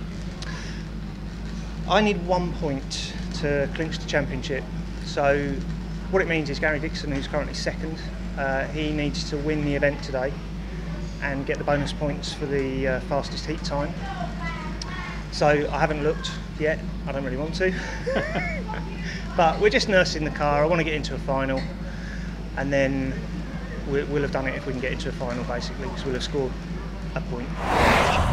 More on the Supernationals later. This is Supercars Heat 2A, and Kevin Proctor is in pole position with his Ford Fiesta. Let's see if he can get it off the line successfully this time. Mark Flaherty alongside him. Ollie O'Donovan will be the man to watch, and Proctor's car hasn't got away again. There's electrical problems with the Ford Fiesta, and he's left standing on the start line again. It's Ollie O'Donovan who gets away best. The Irishman in the ex-Kevin Proctor Ford Focus leads the way into Clervaux for the first time. Side by side for second briefly there between Mark Flaherty and Steve Hill. We go on board with Ollie O'Donovan as we watch him working the wheel. Throws the Ford Focus into the chicane, onto the loose. And he's already clear of the rest of the pack. Second place is Mark Flaherty, and looks like Steve Hill's in trouble. He's had a lot of mechanical problems this year with the Mitsubishi Lancer Evo 10. He pulls to the side of the road. Mark Flaherty, the Irishman up there, he's knocked the front panel loose over the bumps again there, just as he did in Heat 1. It's an Irish 1-2 around the first lap. Colin Anson's Ford KA up there in third, ahead of Steve Harris. And Kevin Proctor has now got the Fiesta going, and Steve Harris in trouble there. Looks like he's slowing up. Yes, he's pulling off, so a fair few cars with problems already in our supercar field. Steve Harris is on the grass on the infield. His run is over. Here's Kevin Proctor then, the coach company boss, racing on his local circuit with the new Ford Fiesta Mark 7, chasing after Colin Hanson in the Ford K, and he goes through at Hawthorne Bend. O'Donovan and Flaherty, meanwhile, well clear in this one. Interesting to see. It's almost like he's given himself a joker lap, isn't it, Kevin Proctor? And having to fight back up the order. Here's Ollie O'Donovan, looking quite relaxed behind the wheel of the Ford Focus, well, as relaxed as you can be at the wheel of a rallycross car. There's Mark Flaherty in second, and here comes Proctor.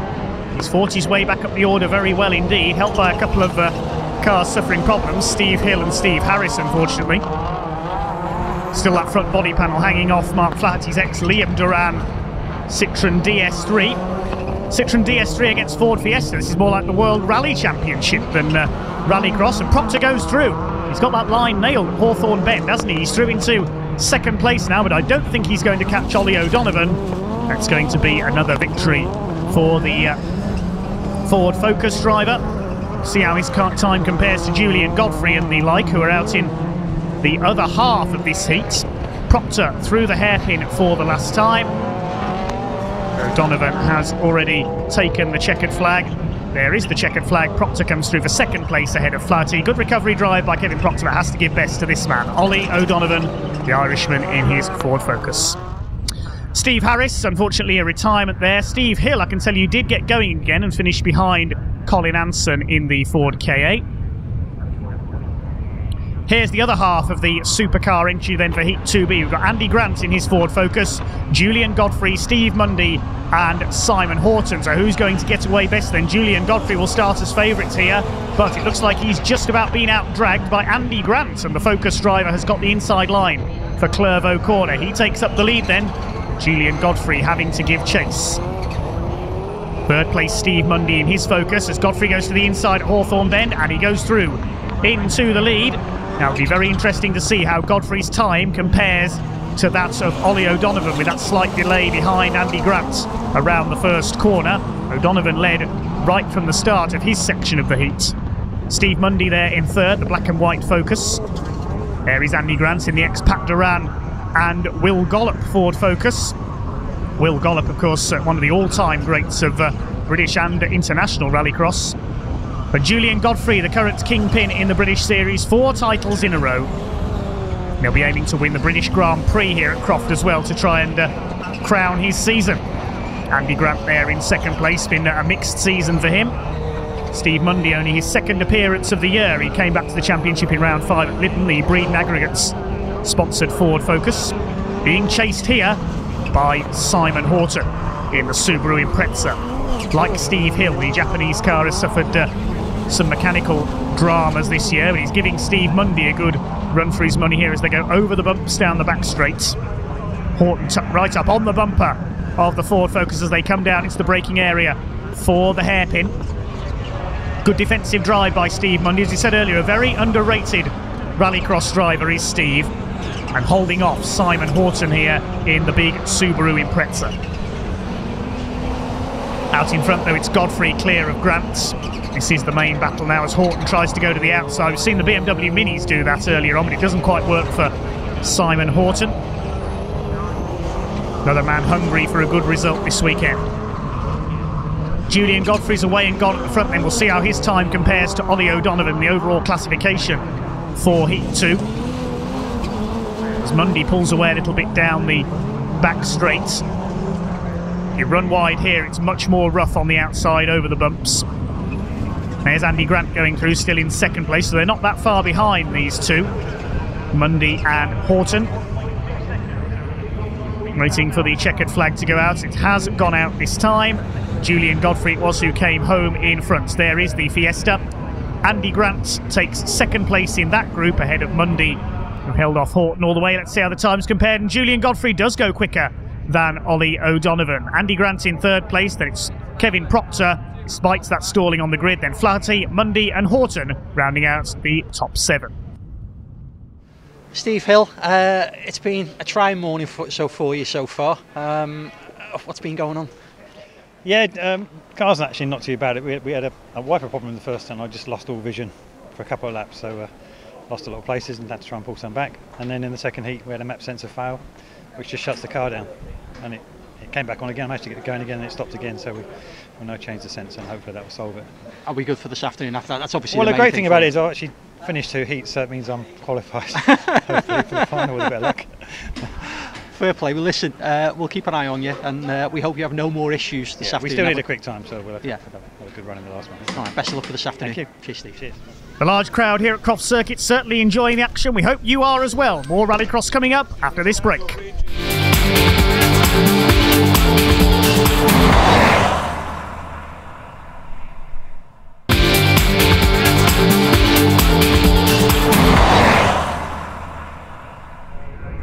Welcome back to round 6 of the MSA British Rallycross Championship in association with the Shannon Group here at Croft Circuit. It's Heat 3A for the Suzuki Swift Sports. They get underway with Graham Roadmark looking the favourite, and he takes the lead off the grid. The third heat for the MSA Juniors, incidentally, was won by Charlie Bean, which will set him up nicely for the final. So it's Roadmark who leads this one into the first turn. Kelvin Fletcher with a good start. The actor turned racer in car number 2 is up into second position ahead of Rob Maynard and Jack Brown, number 38, in 4th place. We saw a good run from him in the second round of heats, but his time ultimately only good enough for 5th. Bit of bumping and boring there, and over the chicane goes Harry Volcar, getting to grips with David Ellis, the former hot hatch racer, in car number 50, and Darren Scott, who missed the second heat with head gasket issues, tries to draw past both of them. What a great Rallycross debut by Kelvin Fletcher, the Emmerdale star, up there in second place behind Graham Roadmark, the reigning Swift Sport champion. Battle is on for third between Maynard, Brown and Darren Scott. Behind them it's David Ellis. There is Maynard in the orange car, the man from the southeast, chased by Barnsley's Jack Brown in the black and blue number 38 car. They're all behind Kelvin Fletcher at the moment in the Johnny Bean prepared car, father of Charlie, who won the 3rd junior heat earlier on. Graham Roadmark going clear, then as Fletcher runs a little bit wide coming out of Hawthorne. Brown takes Maynard on the inside. Maynard also taking that wide line, it didn't work, and Jack Brown up into 3rd position. Now Darren Scott putting Rob Maynard under pressure as they go down the very bumpy back straight. There's Roadmark, the Dayglow yellow car leading the way ahead of Fletcher, Brown, Maynard, Scott. Then David Ellis, the Sayers sponsored number 50 car, running a bit wide there, ran out of room on the outside. Gets briefly onto the grass, and that's going to allow Harry Volcar to go through. The touring car star makes up another place on his Rallycross debut. So Graham Roadmark looking good here, the reigning Swift Sport champion.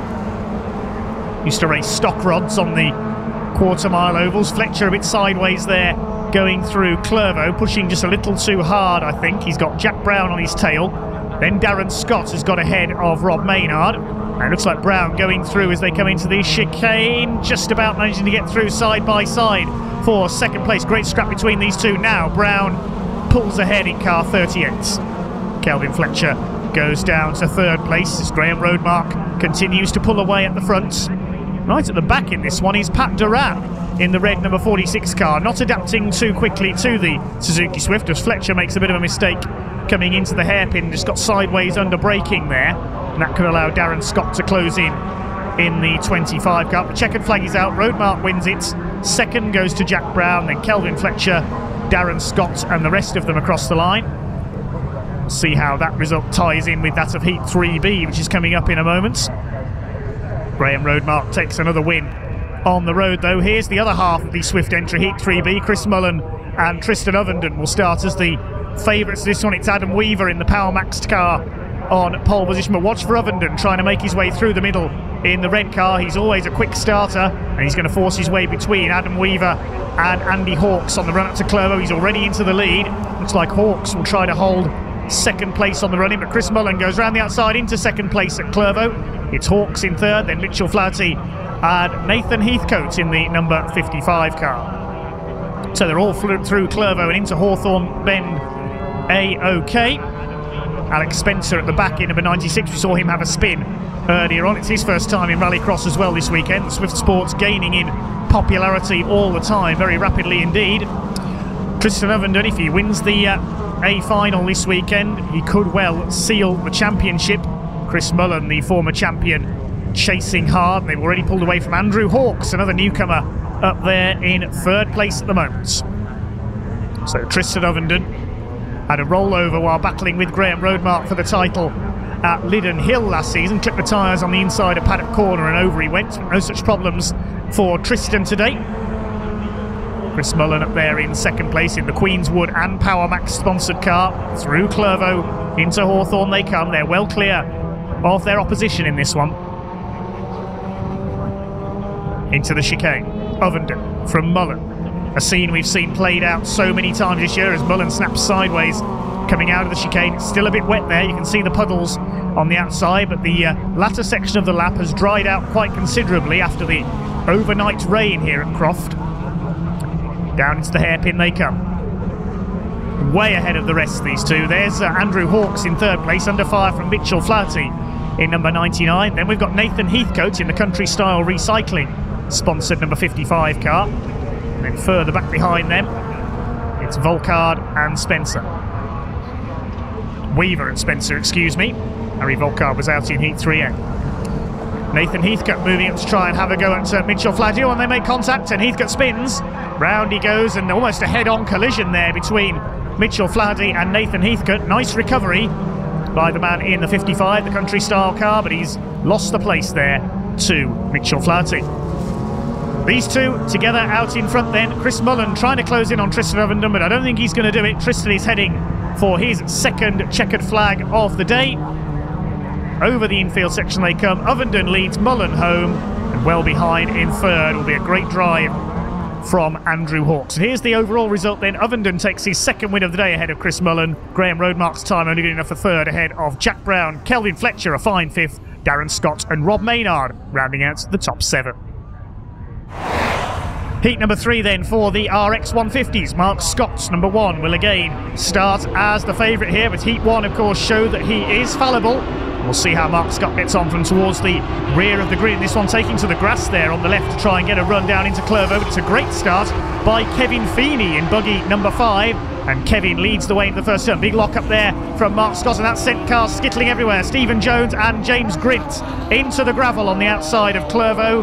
Now I suspect they'll get their off-road buggies out of there. Stephen Jones is the first to recover. Was voted driver of the day in the last round at Liddon Hill on his Rallycross debut. James Grint also out of the gravel and on his way, but it's Kevin Feeney who leads the way. Mark Scott was delayed in that schmozzle on the first corner. He's now attacking Jake Harris for that second place. Jake didn't get off to the best of starts today with the broken suspension putting him out of Heat 1. Mark Scott giving chase to him. Looks like it's Chrissy Palmer, the ex-Formula Ford and Mazda MX-5 racer up there in 4th position. And they're well clear of the rest after that rather bomb burst of cars at Clervaux for the first time. It's Kevin Feeney, car liveried in the old Subaru World Rally Team colours, who leads the way.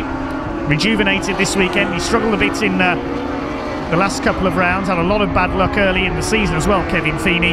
And Jake Harris, the son of Supercar racer Steve Harris, up there in second place, shares the buggy with his brother Brett. Mark Scott's the double champion attacking him. Chrissy Palmer, brilliant Rallycross debut weekend for him. He's up there in 4th place. Quite different to a Formula Ford single-seater, just running a bit wide there on the run down to the hairpin over the Big Dipper bumps. And the rest of the pack being slightly delayed by the first corner incident further back, including James Grint. Harris getting a wheel onto the grass there as they come back towards the tarmac and the run towards Clervaux. These buggies may be small, but they are very rapid indeed, very tricky to control. Chrissy Palmer there in 4th place, mastering the RX 150 very quickly, winning his first ever Rallycross race, first time out. Jake Harris doing a great job here, holding off Mark Scott. Mark's rarely been beaten this year up to this point.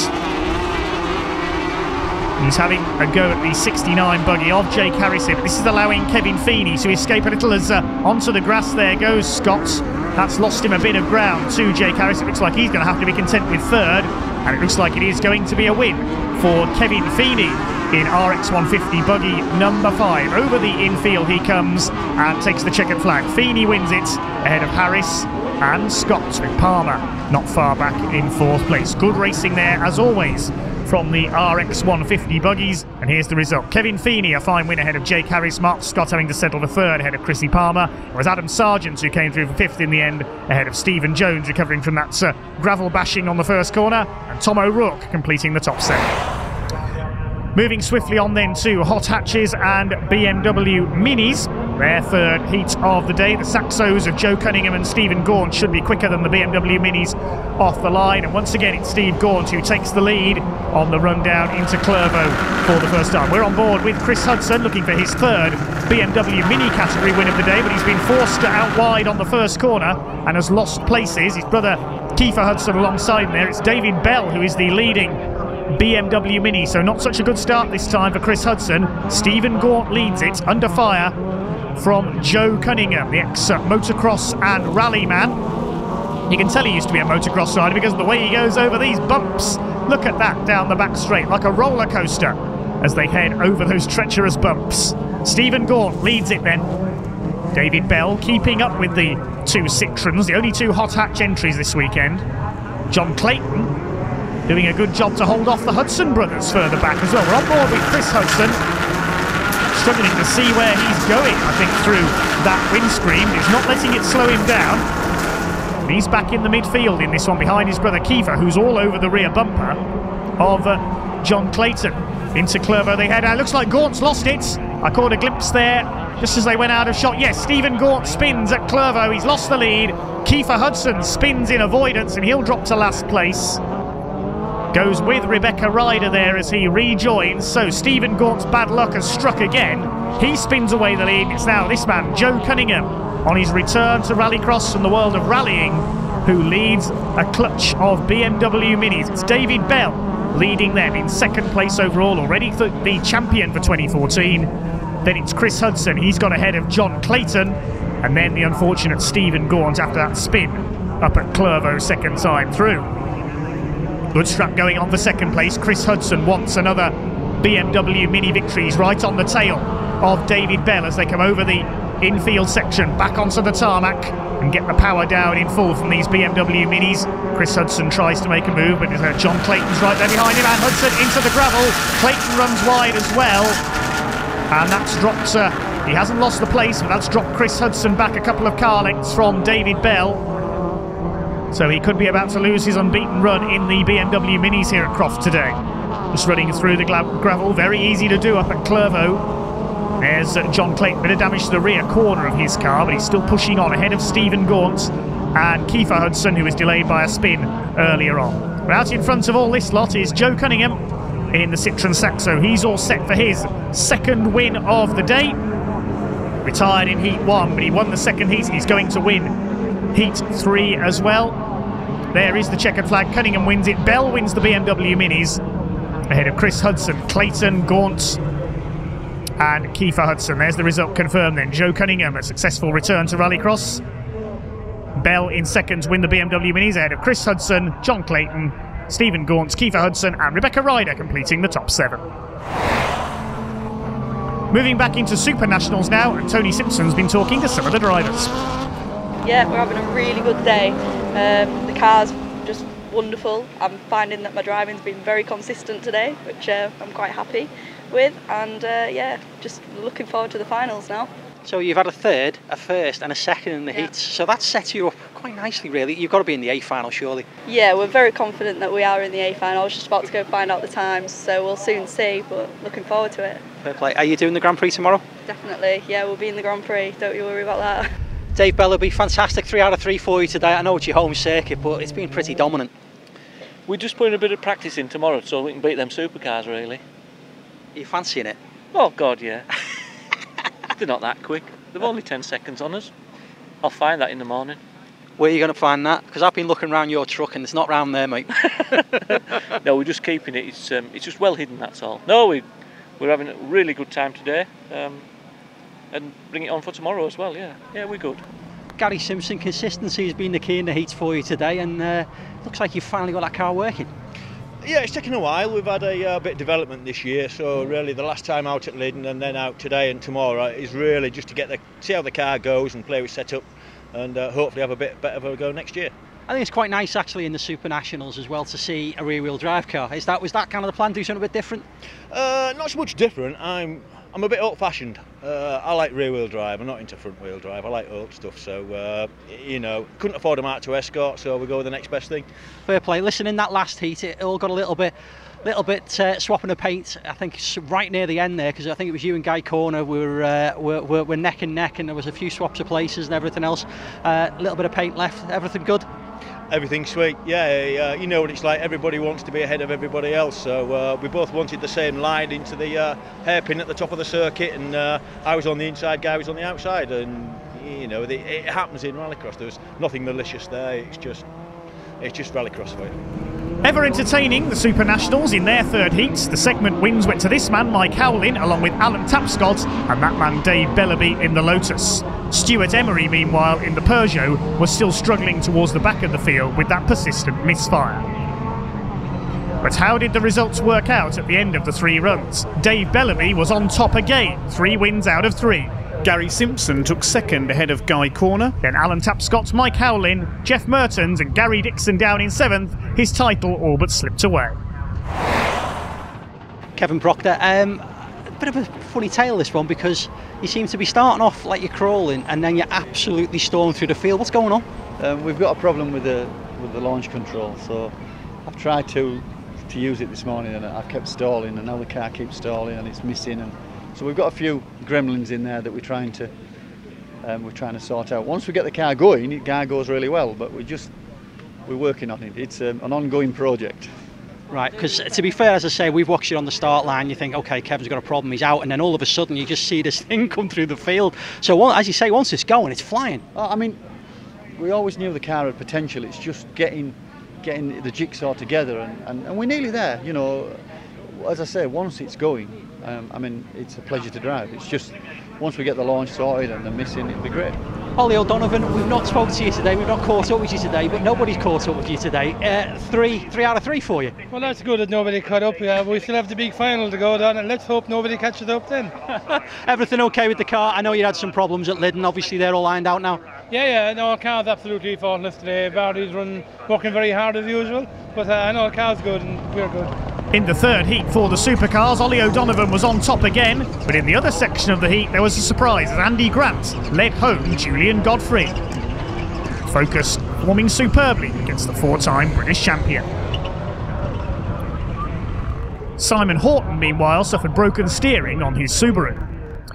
When the times were added up, it was Ollie O'Donovan on top again and Kevin Proctor in second, with Julian Godfrey having to settle for 4th behind Andy Grant. Steve Mundy was 5th ahead of Steve Hill, and Colin Anson's Ford KA completed the top 7. That's the heats out of the way then. Coming up after the break, it's finals time.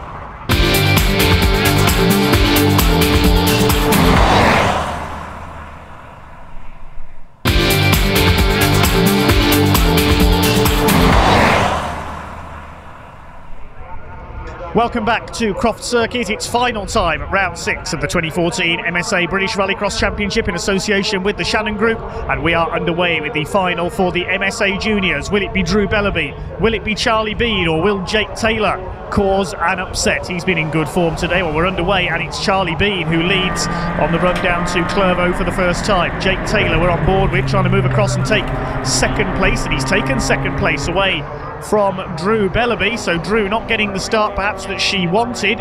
Currently fighting with Charlie Bean for the points lead. Charlie winning 2 heats to Drew's 1. Jake Taylor, very impressive in his first season of Rallycross, splitting the championship contending pair at the moment. Jake Taylor with the wipers on, frantically trying to see where he's going as he pursues Charlie Bean. I'm sure we'll see him go on to a big future in the world of Rallycross. He's already working as a mechanic, as we said earlier, for the Olsbergs team in International Rallycross. And Drew Bellaby a couple of swift lengths further back at the moment. Jenny Hawkes is in 4th position. So the stage is set for an exciting conclusion to this MSA Junior final, and further proof that you don't necessarily need a large field of cars for a good race in any form of motorsports. On board again with Jake Taylor chasing after Charlie Bean. Over the curves they go out of Clervaux into the long right-hander at Hawthorne, then down to the chicane and onto the dirt. Taylor closing right up onto the back of Charlie Bean, but I think Charlie's car has got the better straight line speed, although Taylor almost trying to slipstream him there down the back straight. Could we see a major upset here and Jake Taylor take his first ever A final win? Coming round towards the hairpin, much drier here than it was earlier on in the early heats after the rain overnight, but the sun has now made it quite dusty down there. Over the infield section they head then. Bean still ahead of Taylor. Into the last lap we go. Drew Bellaby dropping back in third place. Could Charlie Bean be about to all but seal the MSA Junior Championship? There is a round to go after this at Blyton Park at the end of November up in Lincolnshire. Round Hawthorne they come. Charlie Bean looking good up front, but again Taylor trying to close up on him as they come towards the chicane. Jake Taylor wants his first final win. Into the chicane, they're going to close his right up. He hits Bean. They tangle up coming out of the chicane. Bean is around exactly where he went off in heat one. Taylor stationary. Bellaby leads. I don't believe it. Drew Bellaby goes from third to first. She can't believe her luck. Jenny Hawks could get second place here if the other two don't recover. There is Bellaby. It looks like Taylor is going again, but I think Charlie Bean is out. This is going to completely change the championship battle. Drew Bellaby, surely in disbelief, she's celebrating already as she heads up towards the checkered flag. Just listen to her. Drew Bellaby wins and takes a totally unexpected win in the MSA Junior final. And look at Charlie Bean, he is furious. A last lap collision with Jake Taylor. Let's see if we can see what happened on board with Jake Taylor. He just braked far too late going into the chicane. Bean slowed up ahead of him and thump. Out they went. Bean out of the race. Taylor, after a couple of attempts, does manage to get going again. But Drew Bellaby's already away and gone to take the round win. So let's check out the results then of the MSA Junior final. And there it is, Drew Bellaby taking the win ahead of Jake Taylor. He's had a fine day. Jenny Hawks in third place and a non-finish, the second A final non-finish of the year for Charlie Bean. Let's see what that's done to the points then. Has Drew Bellaby done enough to take the lead? And in fact, the two drivers are level, 91 points apiece between Drew Bellaby and Charlie Bean, heading into the final round, which is going to be a cracker at Blyton Park in November. Drew Bellaby, cracking result. I know it probably wasn't the way you wanted it to be, but obviously you can only do what you can do, because obviously there was a little bit of carnage behind you and you were just steady enough to take the win. Yeah, well, I didn't think I was going to do how I wanted to, but then saw them in a heap, and I guess the only thing that I could do was push and try and keep hold of it.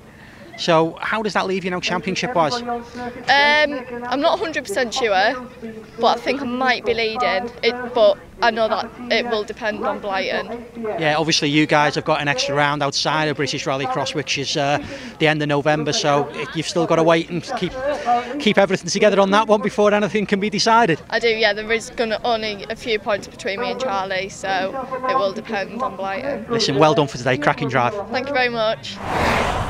On to the A final for the Swift Sports Suzukis. Then it's Tristan Ovenden in pole position. He leads the points. Chris Mullen and Graham Roadmark alongside him. It's a poor start by Chris Mullen, and he could lose out to Jack Brown for third place. It's Ovenden and Roadmark together on the run into Clervaux for the first time. Ovenden in the red car's got the inside line. He'll take the lead, and Jack Brown ahead of Chris Mullen.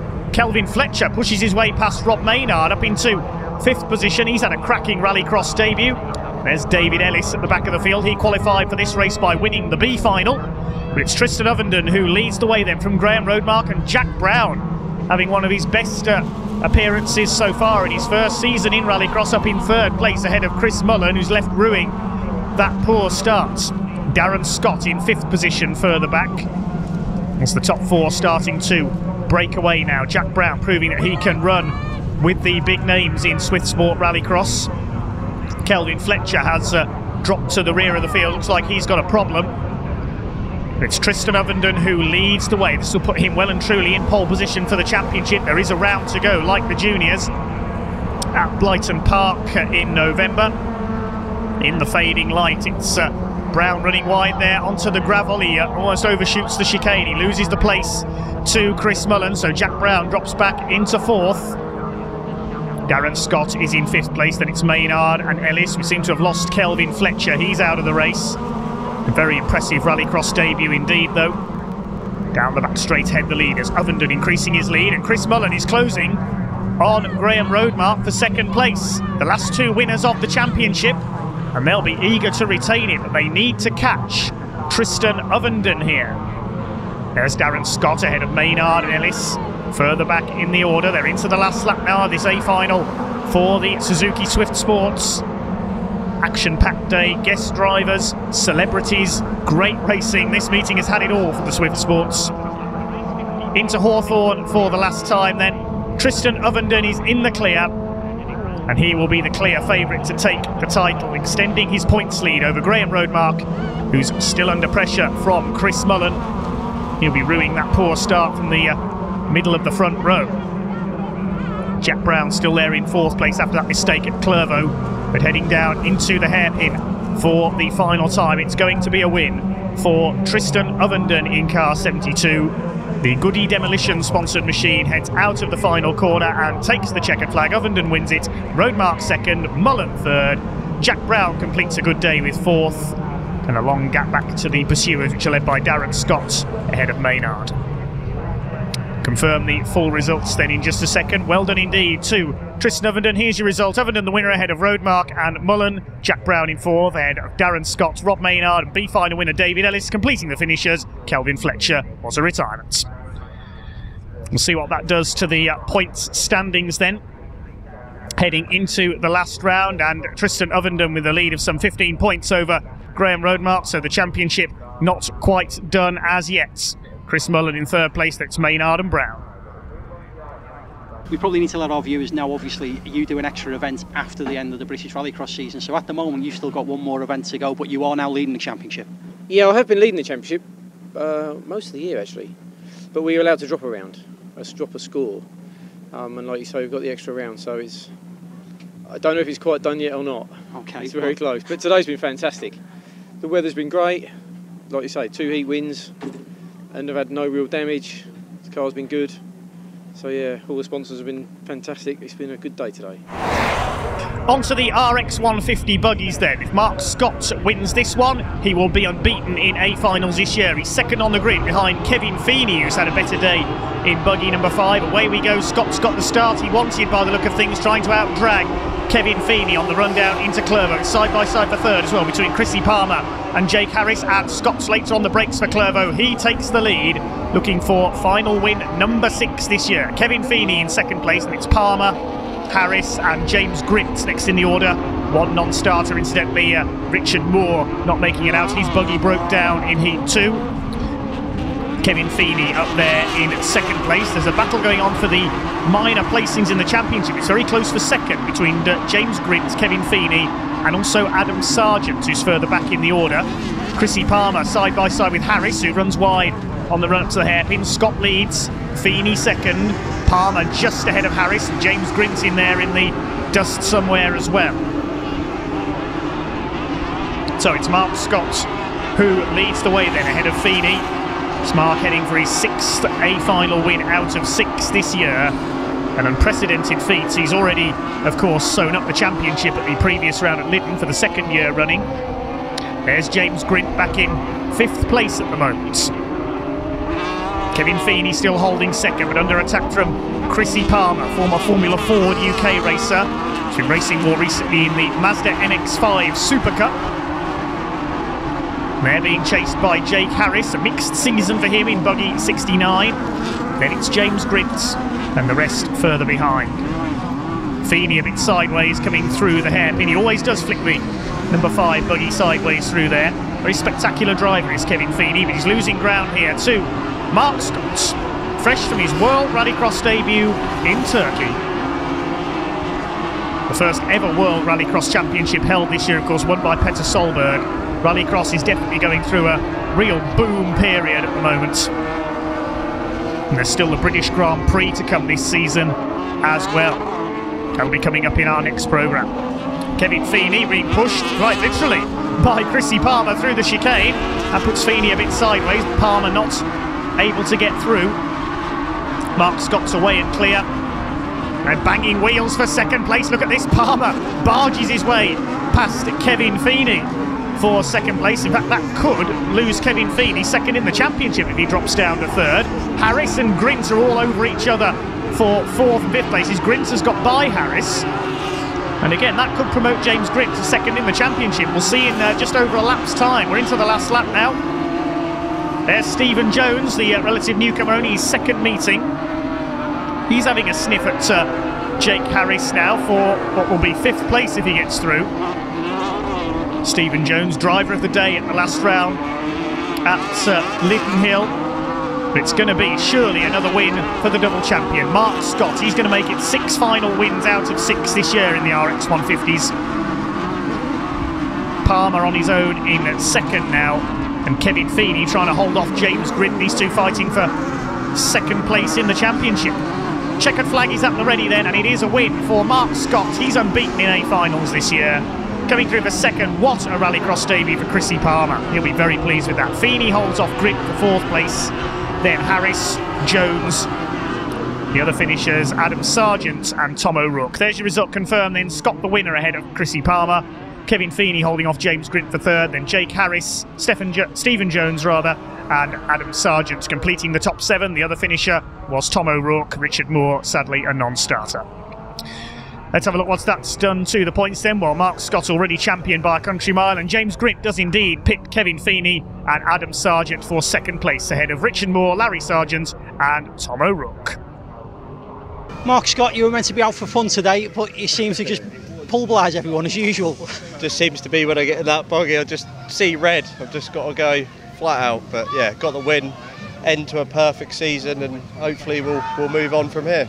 Listen, obviously you have kind of dominated this year. I don't think you've lost a round, have you? I've won every round, which is pretty much unheard of in the buggies. But yeah, as I say, it's been a perfect season. I don't think I could repeat that again next year because I think there'll be stiffer competition. But we'll try.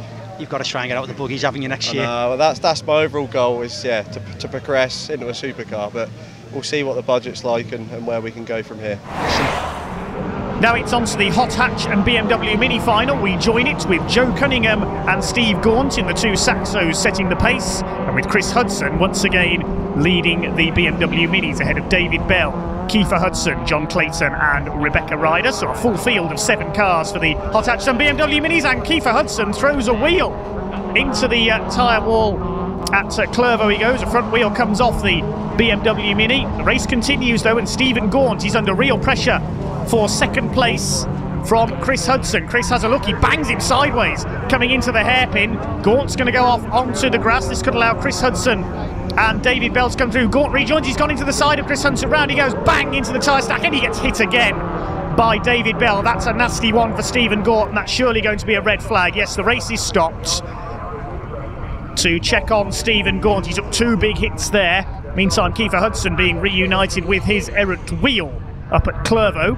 The race being rerun without Stephen Gaunt. Thankfully, he is okay. And Kiefer Hudson's been able to repair his car as well. So 6 cars for the restart of this Hot Hatch and BMW Mini final. Only 1 Hot Hatch now, no Stephen Gaunt. The car battered and bruised, but Stephen is thankfully okay. Joe Cunningham takes the lead once again, looking to pick up where he left off. He was leading at the time of the stoppage. The 2 BMW Mini pace setters not giving each other any room at all there. Chris Hudson and David Bell. Kiefer Hudson, his repaired car in behind them, giving them a push into the chicane. They're still side by side, these two. Chris Hudson rather gets knocked sideways. Bell goes onto the grass as a result, and Kiefer Hudson goes through to join his brother in the top 3. David Bell with damage to the front of the car in this very fraught Hot Hatch and BMW Mini final. Bell stays ahead of John Clayton, bouncing over the bumps there down the back straights. And Rebecca Ryder keeping up with the field as well in car 87, second in the BMW Mini points. So Joe Cunningham making the switch back from rallying to rallycross this weekend, looking for a win. Well, to win the Hot Hatch category, he only has to keep going because he's the only Hot Hatch competitor left with Stephen Gaunt out of the race. While Chris Hudson leads the BMW Mini battle. His brother Kiefer up there in second place. And David Bell is still in third, despite that little contretemps at the chicane with Chris and Kiefer earlier on. Through the chicane they come then. Chris Hudson still leads the Minis, but Joe Cunningham's getting away at the front for the overall victory. And Kiefer Hudson slowing down. I do believe his wheels come off again. Yes, you can see it there, hanging inside the wheel arch on the left front. So Kiefer Hudson's wheel comes loose again, and his race is over. It's been a disastrous season for Kiefer. He's had no end of problems with that car. No such problem, though, for Joe Cunningham, keeping his bodywork intact this time as well, after he shed the bumpers off the Saxo earlier on. It's been a tough old day for the hot hatches and the BMW Minis. And Joe Cunningham is heading for victory. You can tell he's a rally driver by the way he flicks the car through the chicane there. And now it's time to recall these motocross days. Bounce, bounce, bounce down the back straight. It's getting rougher all the time. But Joe Cunningham taking it all in his stride. A fine comeback to the world of rallycross in this borrowed Citroën Saxo. Flicks it through the hairpin for the final time. Joe Cunningham is going to take the win in the hot hatch category as the only classified finisher, and he wins overall. Second place and the BMW Mini victory will go to Chris Hudson, leaping across the finish line, followed by David Bell and John Clayton. The boot has come open. We saw this with David Bell a couple of rounds ago earlier in the season. This happened to him as well. BMW Mini really need to look at the design of their boot catches for rallycross, I think. Let's check out the results of that one then. Cunningham the winner, Chris Hudson second, wins the BMW Minis, then David Bell, John Clayton and Rebecca Ryder completing the 5 finishers, because of course Stephen Gaunt and Kiefer Hudson did not make it home. The 2 championships for those classes were already decided. Craig Lomax, running with the 1600s today, has already won the hot hatches, and David Bell already confirmed as the BMW Mini champion prior to this round. Joe Cunningham, cracking performance. Obviously you had some heat wins, but you've also had a final win now. Yeah, thank you very much. Very eventful final. There was cars laid all over, but we managed to stay out of trouble and got to the end. Well, that was the second running of it, wasn't it? Did that bother you at all? It puts a bit more pressure on you. You're already in race mode, the car's on a lot more, but no, we managed to get round, get refueled and get back out there and win. So what's that? Much damage to the car? It's very battle scarred. I think Chris, who's lent me it's not looking so happy, but I must thank him for lending me the car, and Kevin Proctor for putting the deal together for me. Fantastic. So this is obviously, you're out for the Grand Prix tomorrow, so you're feeling sharp? Yeah, I'm well up for it. So let's be at it. Yeah, goodness. Chris Hudson, a win in the Minis in the final. You managed to stay out of trouble, as not many people did. Well done. Oh, thanks. We've had a day of where I've been starting at the back, and then 6 cars just disappear out the way, and now leading into the first corner, and then in the final people are dropping off left, right and centre. I've just had a lucky day. I've managed to sort of not get into any trouble. Just stay out of mischief, basically. Just stay out of mischief. Yeah, definitely. Ready for the A final in Super 1600 then, and the championship battle is very much still alive between Phil Chicken and Jack Thorne. 3 cars out there. Unfortunately, Ashley Walton is a non-starter, and Jack Thorne makes a super start. Phil Chicken doesn't make a very good start, and it's this man we ride with now, Craig Lomax, on his Super 1600 debut in his hot hatch spec Saxo, who's got into second place. So if Jack Thorne wins this and Phil Chicken can't get ahead of Craig Lomax, Jack will take the championship. Phil Chicken desperately needs to get ahead of Craig Lomax here. Craig throwing a spanner in the works with his guest appearance in the category as far as the experienced Phil Chicken is concerned. Jack Thorne, it is out in front then. He's already proved that he can take on and beat larger, more powerful cars this year when the Super 1600s have run combined with the Supernationals. That's what Craig Lomax is doing here. Proof that his little Saxo can run with and beat the Super 1600s. Phil Chicken will be getting a bit frustrated in there, I would think. And look at the straight line speed of that Saxo, pulling away from the C2 of Phil Chicken as things stand at the moment. Oh, and Lomax running wide through the gravel, and Phil Chicken goes right deep into the gravel. That has surely lost him his chance of the title now. Phil Chicken just trying a little bit too hard there to keep pace with Craig Lomax, but he's dropped back into 3rd place. Jack Thorne's escaped at the front, and surely he is heading for the best birthday present of all here at Croft this weekend, the Super 1600 title. He turns 19 years old here at Croft this weekend, Jack Thorne. Jack the Giant Killer is surely heading for the championship now.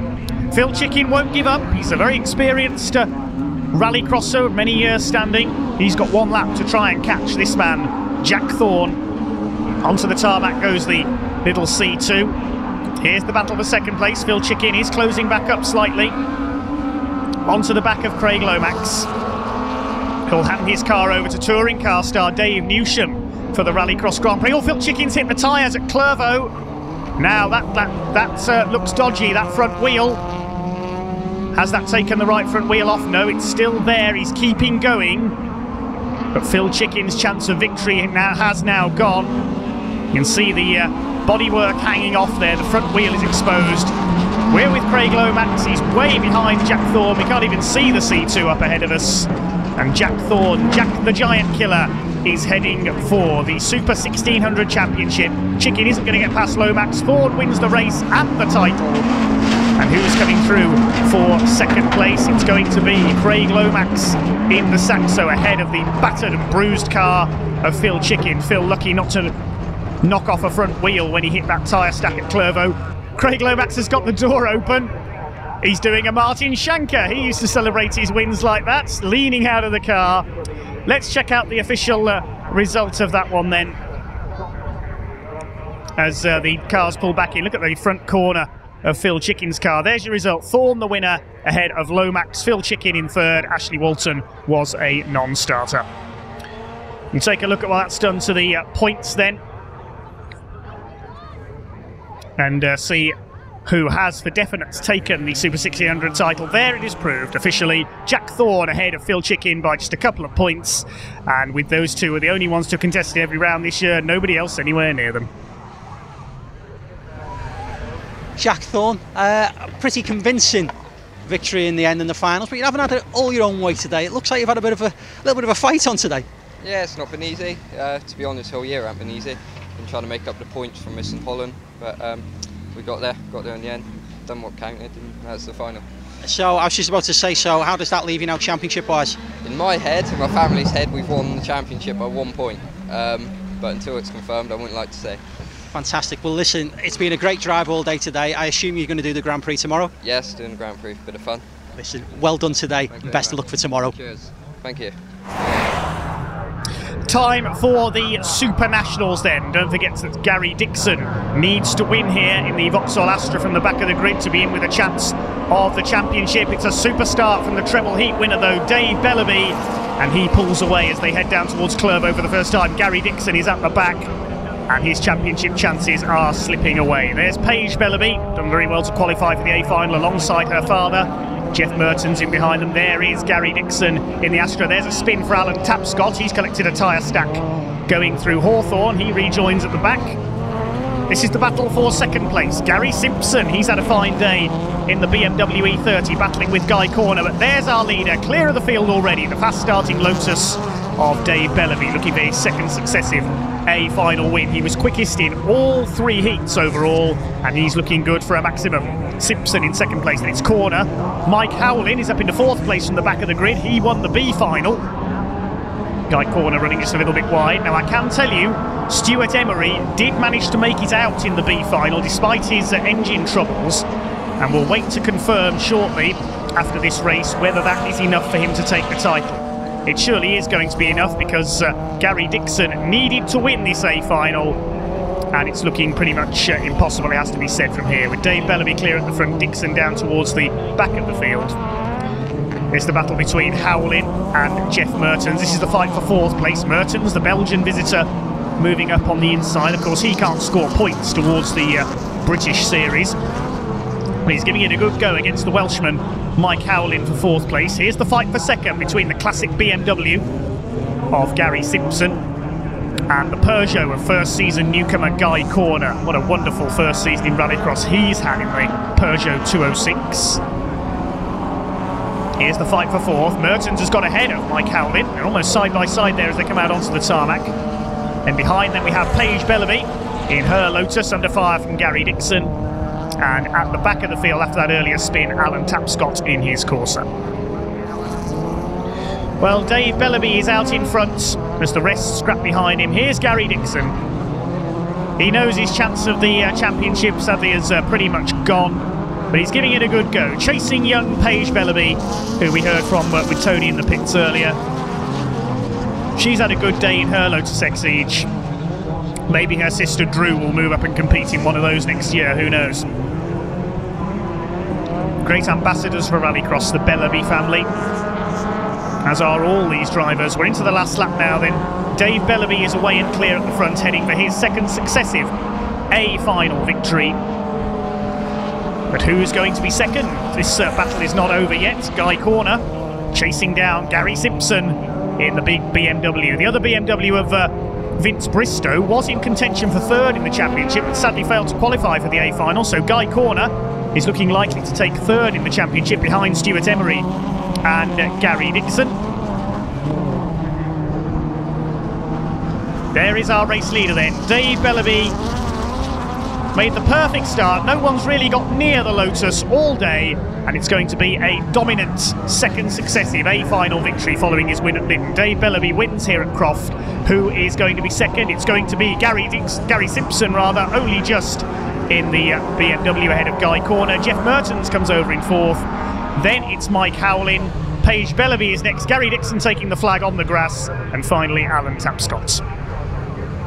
A typically fast and furious A final then for the Supernationals. We'll confirm the results shortly. But first, we'll hear from Gary Dixon. It's been an interesting day. You've had to grind out a couple of results. The big question is, how is this kind of panned out now for your championship? Stuart had some issues. Stuart had some issues. I needed him not to finish, but he was going round at the back of the B final. He got to the B final, so he's won the championship. I'm second. So. Not a bad result, but I'd like to have won it, but it never that happened. So there we go, that confirms it then. Here's the official result then. Dave Bellaby the winner ahead of Gary Simpson, just ahead of Guy Corner. Jeff Mertens, the Belgian, in fourth, ahead of Mike Howlin, the B final winner. Paige Bellaby a fine sixth, and Gary Dixon, the championship runner-up, as he's just confirmed himself, taking seventh. The other finisher, Alan Tapscott, and there is the official championship. Stuart Emery is the champion by 14 points ahead of Gary Dixon. Guy Corner just ahead of Vince Bristow in third, then Tapscott, Mike Howlin, and Dave Bellaby. Now time for the main event of the day, the A final for the Supercars. Ollie O'Donovan in pole position, and Kevin Proctor's car doesn't get off the line again as we ride with Steve Hill. Those launch control problems have struck again. The two favourites lead into Clervaux, Ollie O'Donovan and Julian Godfrey. Godfrey running wide onto the gravel, and it will be Ollie O'Donovan who will take the lead on the inside line. The Irishman leads. He and Julian Godfrey were kept apart in separate groups throughout the heats, but now they're up against each other, and Andy Grant has got through into second place. He's had a great day so far, and he's ahead of Godfrey after Julian ran wide going through Clervaux for the first time. Godfrey trying to fight back on the outside line as they head down the back straight. Big cloud of smoke in the background. I think that was from Steve Mundy's Ford Focus. Yes, indeed it was. Smoke out of the back of the Ford, and Steve Mundy is pulling off. His race is over. 7 cars left then. Simon Horton got a bit of a slow start, currently in last place in the Subaru, as he'll battle on from the rear of the field. Kevin Proctor managing to recover a little more quickly from those perpetual launch control problems off the start today. Julian Godfrey having a go at Andy Grant for that second place, coming up towards the chicane. Grant in the ex-Will Gollop Pat Duran car still holds on at the moment. Godfrey closing up on Andy Grant for second place. Ollie O'Donovan meantime is clear at the front. Julian Godfrey doesn't need to push too hard. He's already secured the championship. There's Kevin Proctor. What a torrid day the coach company boss has had in his Fiesta. Been unable to get the thing off the line properly all day. And Andy Grant out of shape there. He's onto the grass, coming out of the hairpin. That's allowed Proctor to come through into third place. Steve Hill taking to the grass as well in the Mitsubishi. He's battling with Mark Flatty in the Citroen DS3. We're on board with Steve Hill chasing Flatty as they come through Clervaux and round towards the right-hander at Hawthorne. Mark Flatty returning to Rallycross after some 20 years away this year. Looks like he's going to have to give best to Steve Hill into the chicane for fourth. There is Proctor still in third place. Yes, Steve Hill has indeed got ahead of Mark Flatty, who gets it sideways out of the chicane, drops back a bit. Proctor's got ahead of Andy Grant then after he made a mistake earlier on. This is the battle for 4th, 5th and 6th places. Proctor now closing in on Julian Godfrey for second place. So Kevin Proctor recovering well after those problems off the start. We're into the last lap now. Ollie O'Donovan's away and clear in Kevin Proctor's old Ford Focus. He's looking good for a second successive A final as Proctor clips the tyres there, going through Clervaux. Round Hawthorns they come. Godfrey in second place, having got ahead of Andy Grant, who's now dropped back down the order. We're on the last lap of the day now for the Supercars, and it's going to be this man, Ollie O'Donovan, the Flying Irishman, former British champion in a Peugeot 306 then, which is now owned by Andy Scott. He is going to take his second successive Supercar A final. Comes across the line, takes the checkered flag, O'Donovan wins, Godfrey second. Good recovery by Kevin Proctor to take third. Here's the fight for fourth position, and Andy Grant's gone wide, coming out of the hairpin. He's slow out of the hairpin, so Flaherty and Hill both get through. And we'll confirm the results in full very shortly indeed. Simon Horton comes through to complete the finishes as the pack head back into the paddock. Here's your result then. O'Donovan the winner ahead of Julian Godfrey. Proctor in third place ahead of Flaherty, Hill. Andy Grant dropping to sixth by the flag. And Simon Horton completing the finishes. Steve Mundy blew the engine and had to retire. Let's take a look at the final points then after the 6 Supercar rounds this year. Julian Godfrey, the clear champion. Steve Harris failed to start the A final today. He's second ahead of Hill. O'Donovan in fourth, then Horton, Grant and Kevin Proctor. Ollie O'Donovan, a heat win, and a final win. Yeah, good, great day in the office. Yeah, it's been good. Very happy with today's results. You know, obviously this season has been a bit start-stop for you, otherwise I'm pretty certain Julian possibly wouldn't have got a fourth title, or at least would have been run a little bit closer. Well, I would like to think so. I mean, in the beginning of the year I had no intention of coming back to Rallycross, and we were 3 rounds in when the car was available really, but I couldn't twist Kevin's arm hard enough till we went to Scotland. But really, since we got the car, we've had a good run and been lucky with it. Is this the plan? Is this all a bit of a warm-up for next year? Are you going to come and have a proper go? Very much so. I'd be very wrong to see Julian walk away with this title again. I think we're going to have to try our best to stop him. Fantastic. Obviously, you've got the Grand Prix tomorrow, which is a big thing for all you guys. Are you looking forward to that one, though? I am really. I mean, the Grand Prix is a big thing, and it's a special little trophy that is, and I would like to have my name on it. So I am definitely going to be trying for the Grand Prix tomorrow. And that's the end of all the action from Croft, sadly, today. It's not the end of the action here at Croft, though. Day 2, which is the Grand Prix section, will be showed in next week's show. Thanks for tuning in, folks.